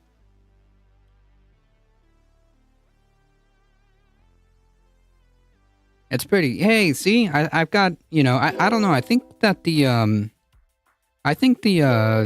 ukulele chords, I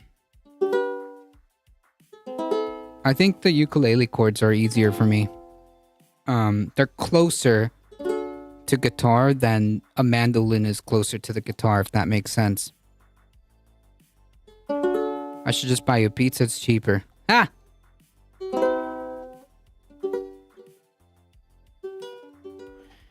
Are you a leftist that isn't either a sockdamn liberal or a literal dingus because politics Twitch sucks? Well, a liberal is not a leftist. So yeah, it sounds, I don't know.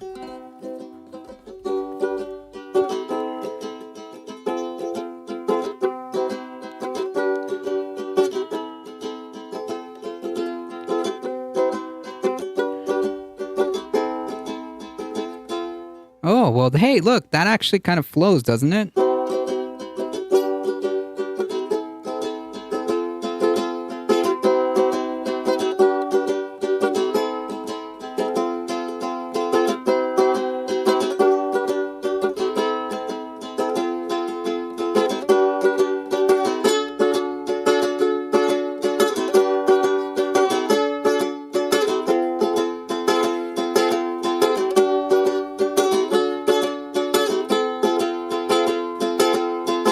Yeah, that all kind of flows. That works for me. I might actually keep that riff. That's pretty nice.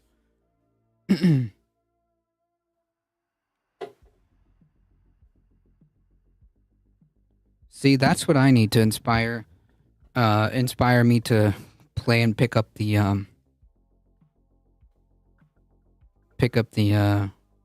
ukulele and mandolin,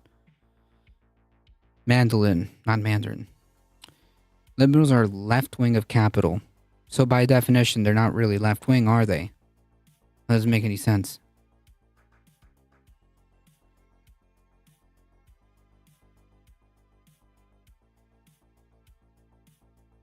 Sensible anti-capitalist politics that aren't literally tankies or just rad libs. Hey! Welcome!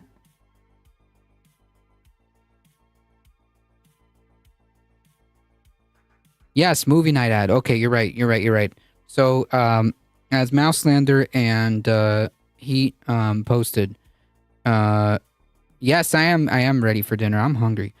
Before I go, folks, don't forget, follow, do the social media stuff, but also join the Discord, because that's a good way to keep up with what's going on. And also at the end of the month, last Saturday of the month, join us for movie night. This movie night is going to be holiday themed.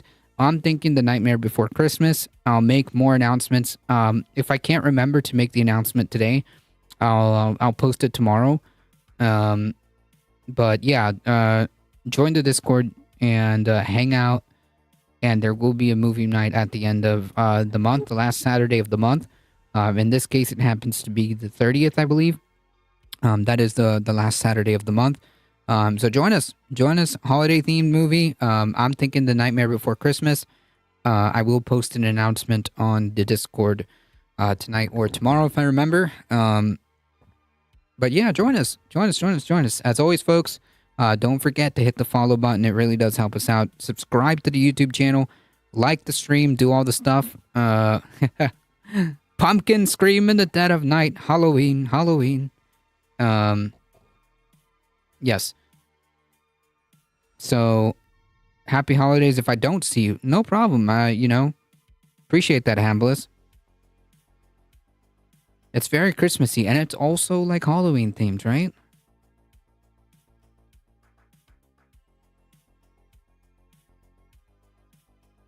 Don't forget to hit the follow button.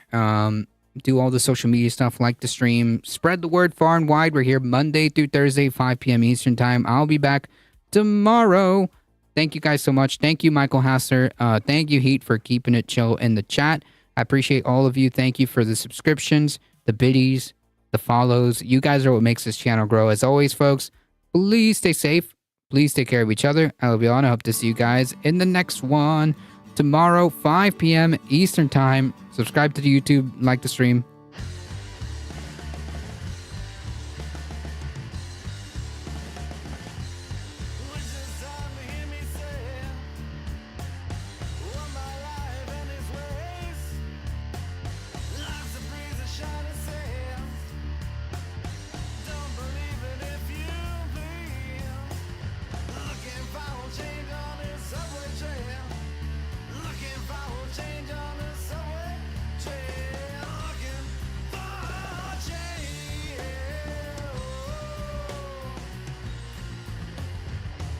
All right, folks, hang tight.